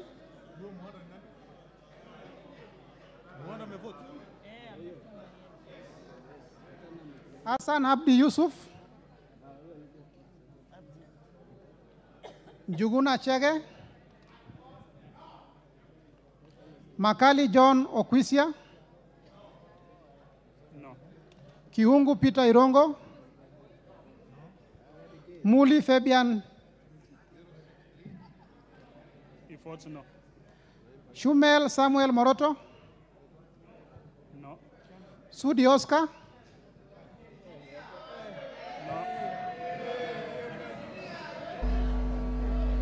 Will continuous. Okwome Andrew Adipo, Karauri Ronald Kamuiko,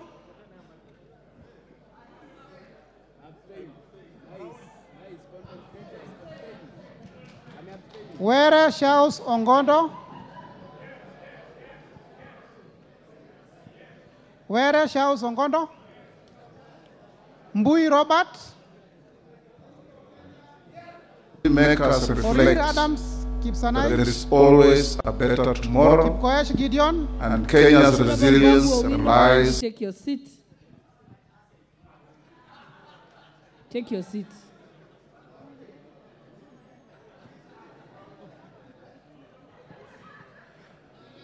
Kipkoech Gideon, Kimayo, Kemei Beatrice Chepngeno,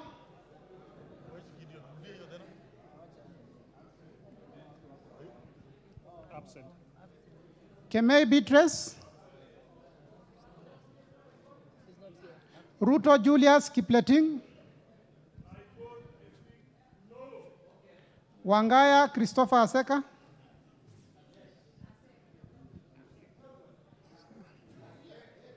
Wanjiko John Njuguna, Absent. Aseka is absent. Where? Where? Where? We are not seeing it. Wanjiko John Njuguna, Waithaka John Machua, Muradha Ann Wanjiko, Orero Peter Ochieng, Absent. Absent. Mbalu Jessica Nduku, No, I saw her somewhere there. Mbalu Jessica, Absent. Oh, she's there. I can see you. Okay. Mutuse Ekomas Mwangi, No. Wainaina Anthony Njoroge, No. Munyoro Joseph Kamau, Nyoro Samson Dindi, Ishungwa Anthony,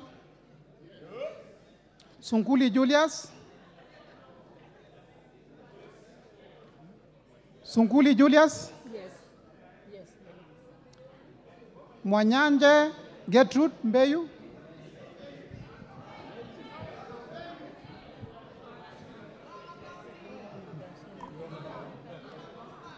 I vote yes to the amendment. Thank you. Baya Owen, Kitty Richard Ken Chonga, Absent. Zambia Thaddeus Kidhua, Mutua Didmas Barasa, Bisau Morris Kakai,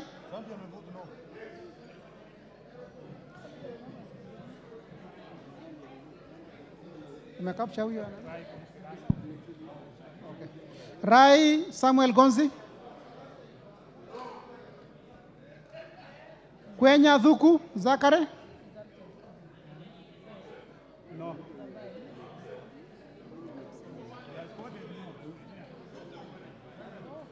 Kwenya Dhuku, He's there. He's voted no. okay. Na ule? Oh. Ninyi ni kumark. Sisi ni Muia Wanjiko, Muia Wanjiko,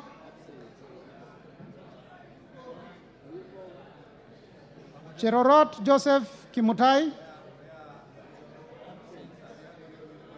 Cherorot? Cherorot Joseph Kimutai. Cherorot is saying no.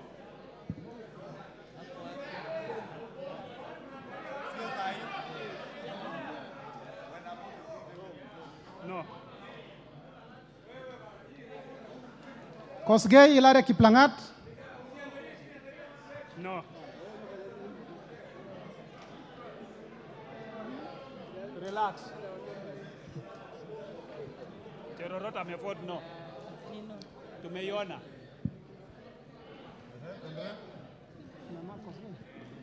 Koskei? Maina Jane Jerry. No.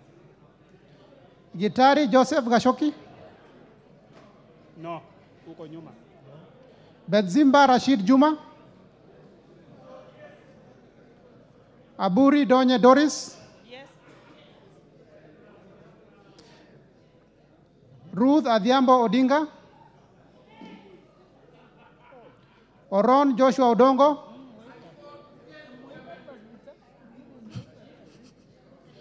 Ahmed Shakil Ahmed. Buyu Rosa Akinyi. Absent.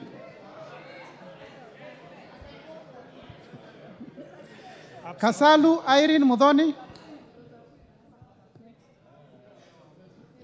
Mulu Makali Benson. Mbai Nimrod Mbithuka. Mbai is absent. Mboni David Malika. Malika. Mboni.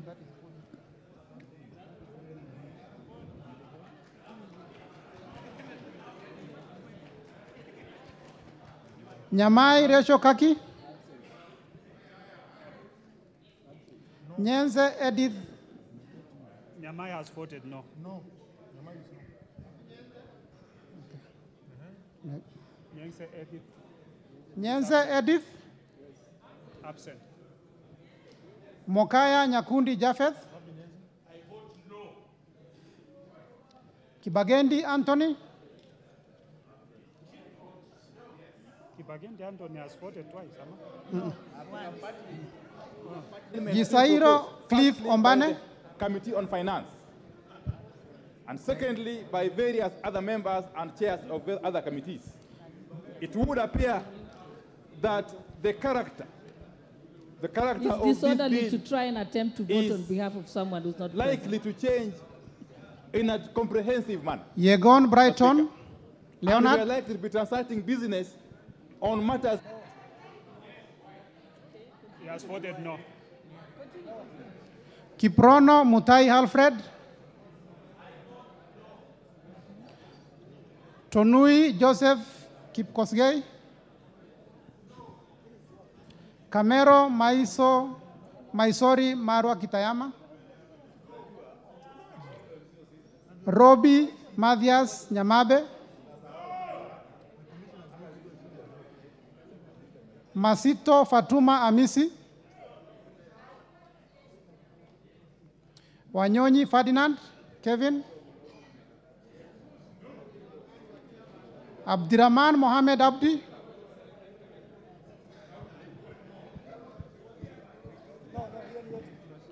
Abdirahman Mohamed Abdi. I vote no. Amepika no. Mohamed Abdikadir Hussein. No. Kagiri Jane Wangeshi. No. Kionjori Festus Mwangi. No. Korere Sara Paulata. Absent. Karani Stephen Washira. Karani. No, Karani is somewhere. Karani. Proceed. Washira Karani. Lekuton Joseph. No. Marubu Monica Mudhoni. Huh? Alikuwa around. Nani? Washira Karani. Marubu Monica Mudhoni. Amevote no. Uko nyuma amevote no. Obo Rueda which Mohammed. the public have not been given an opportunity to make their contribution. No. In other words, on a matter Moirore on Mudama which Stanley. the public has not participated. The Speaker. Kobe Felix Odiwar. I want to just give 2 examples. Kaangara Joseph Mboro. Of bills which had no. I'm a vote no. Mugabe Innocent Maino. Mboko. Yes. Okay. Mboko Mishi Juma. Mugabe Innocent Maino.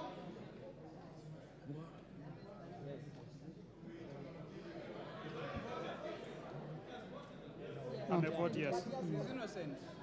Hapo ametikiwa. Hawezi rudiwa. Shege John Kirago. No. Akuja Protasewesit. No. Oyugi Dick Maungu. Nabii Nabwera Daraja.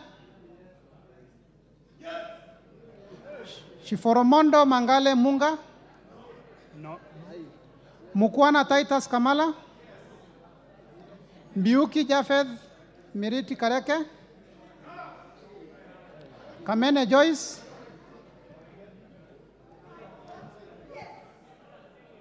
Mule Caleb Mutiso.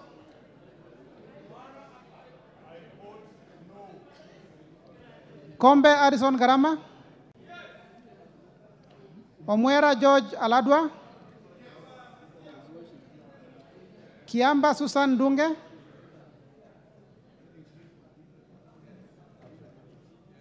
Kiamba Susan Dunge. Absent. Mumo Rose Museo. Ayuko. Absent. Injendi Moses Malulu. Mnyasi Amina Laura. Abdullahi Bashir Sheikh. No. Sheikh Humal Ker Kasim.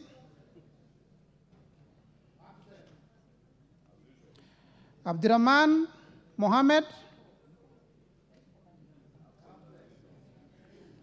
Haro Abdul Ibrahim. No. Yusuf Adan Haji.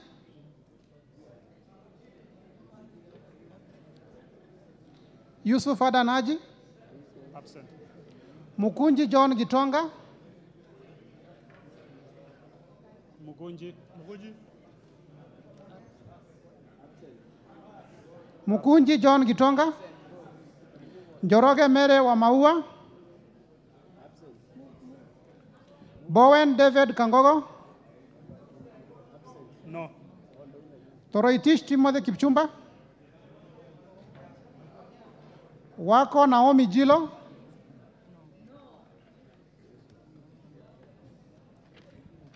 Mwalio Joshua Mbidhi Mutua. Odanga Geoffrey Mahoa. Absent. Oluoch Anthony Tom. Gishuki Edwin Mugo. No. Kahugu Eric Mwangi. No. Tandaza Kasim Sawa. No. Nabulindo Peter Oscar. Absent. Yes. Nabulindo. Oh yes. Yes. Mule Stephen Mutinda. Ayuko. Wabi Mule. Wabi Mule. Mule, where is he? No, Mule is not there. Mule Stephen Mutinda. He's not there. Absent. You can't give him he's absent. Kingola Patrick Makau. Absent. Ruku Geoffrey Karaoke. Yes. No. You vote no. Yes. You vote no.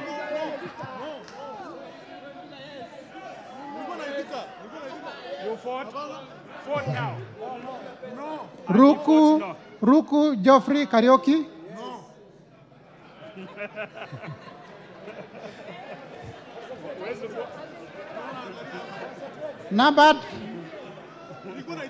Nebat Bernard Morioki. Morioki, no. No. Nzioka Erastus Kivazu. Musiokani, yes. Kailemia Elizabeth Karambu. But ule mwingine ni no. Murugi ni no.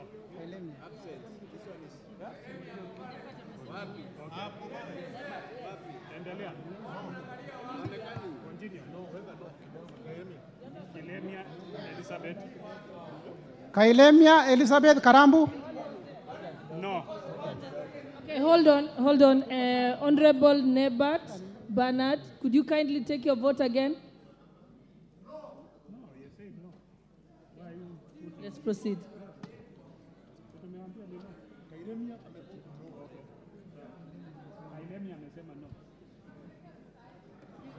Mohamed Fatuma Zinabu.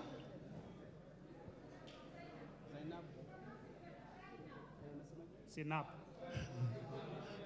Proceed. Thank you. Proceed. Call the next name. Kipngor Ruben Kiborek. Barto Phyllis Jepkemoy. Kimani Francis Kuria. Shimba Zamzam Mohammed. Kirwa Abraham Kipsang.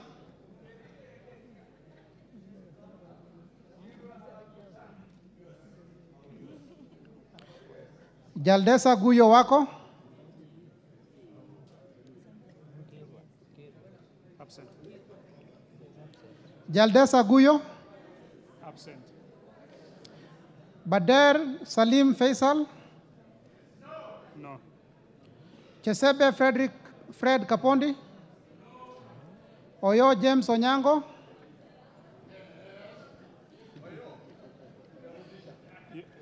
Gishoi Kagushia. Gishoi Kagushia. Salasia Peter Kalerwa. Naika Johnson Manya. Kagusha, no.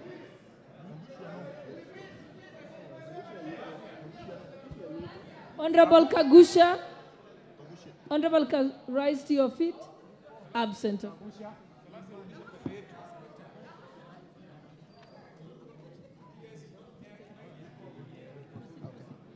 Maina Bettingeri. No. Mashele Mohamed Sud. Musau Vincent Musioka. No. Shake Peter Mbogo.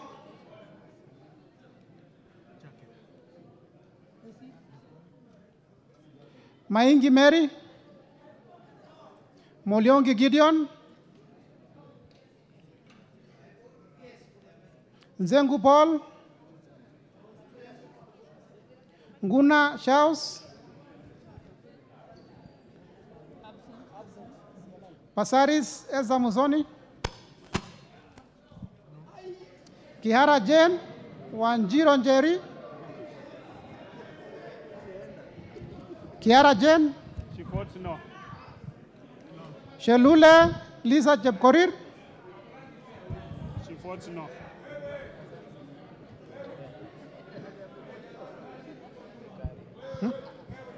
Gikaria David. Not only been referred back to the Committee for Harmonization, which is winnowing, but actually, were ordered to be republished by the Honorable Kindly Speaker. speak up, don't display, don't do sign language, just gaming speak bill, up.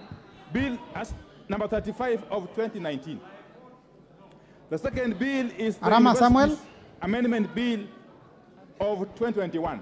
In those two instances, Mulanya Geoffrey Ekesa. Those two bills, Speaker Muturi having Muges India Jepkoskei of the proposed amendments Kitur and Bernard the Kibor of them changing fundamentally the character of the original bill and bearing in mind the requirements Tonkei of Rebecca Article 118 of the Constitution on public participation. No. Aramat Lemanken By Standing Order 127.3 did direct that the bills not Pareyo only Agnes be Mantana harmonized, but actually be republished before the House could transact them. The Speaker, in the same Kitilai vein, I want to Olentutu. plead with you, because 30th of June is still too far away. Speaker. Member for The House can Kajiado find a County. mechanism of navigating through this process, but we cannot circumvent a very cardinal process, a very cardinal principle in the Yes, Constitution and of also Kenya Oscar 2010, Sudi which is and public Honorable participation. Kaluma, take your seats. Tongoyo Gabriel, Wangwe Emmanuel, Gashagua George, Owino Martin Peters, Ashakwa George is no. GK Masharia Karaoke, No. Chepkon Charity Kadambi, Guyo Hadewario, Absent. Abdul Rahim Dawood, He votes no. Nyamoko Johach Nyamashe, No. Owor Joshua Duma, Mohammed Ali Mohammed, No. Mongina Jerusha Momanyi, Gitau Faith Wairimo, Odoyo Okelo Gerard, Janda Zahir, Manduku Daniel Ogoka, He has voted no. Odege Tom Mboya, Washira Rahab Mukami, No.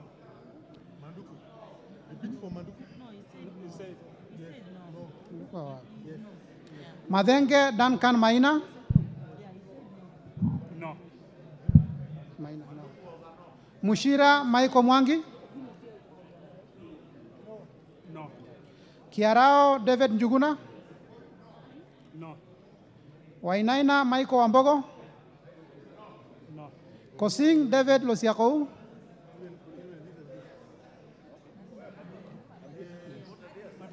Mupe Antone Kenga, No, what is the problem? The problem is maybe Mwangi and See, they have voted no. No. Yes. No, They have They voted no. They have They voted have voted no. They have voted no. No. They have voted no. Madam Speaker, we cannot have Babu here and no. They have voted no. I'm the chief agent. The chief agent. Wango is back.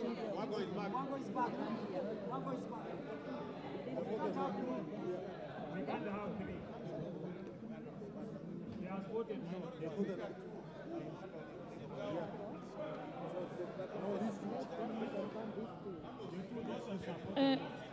Which one?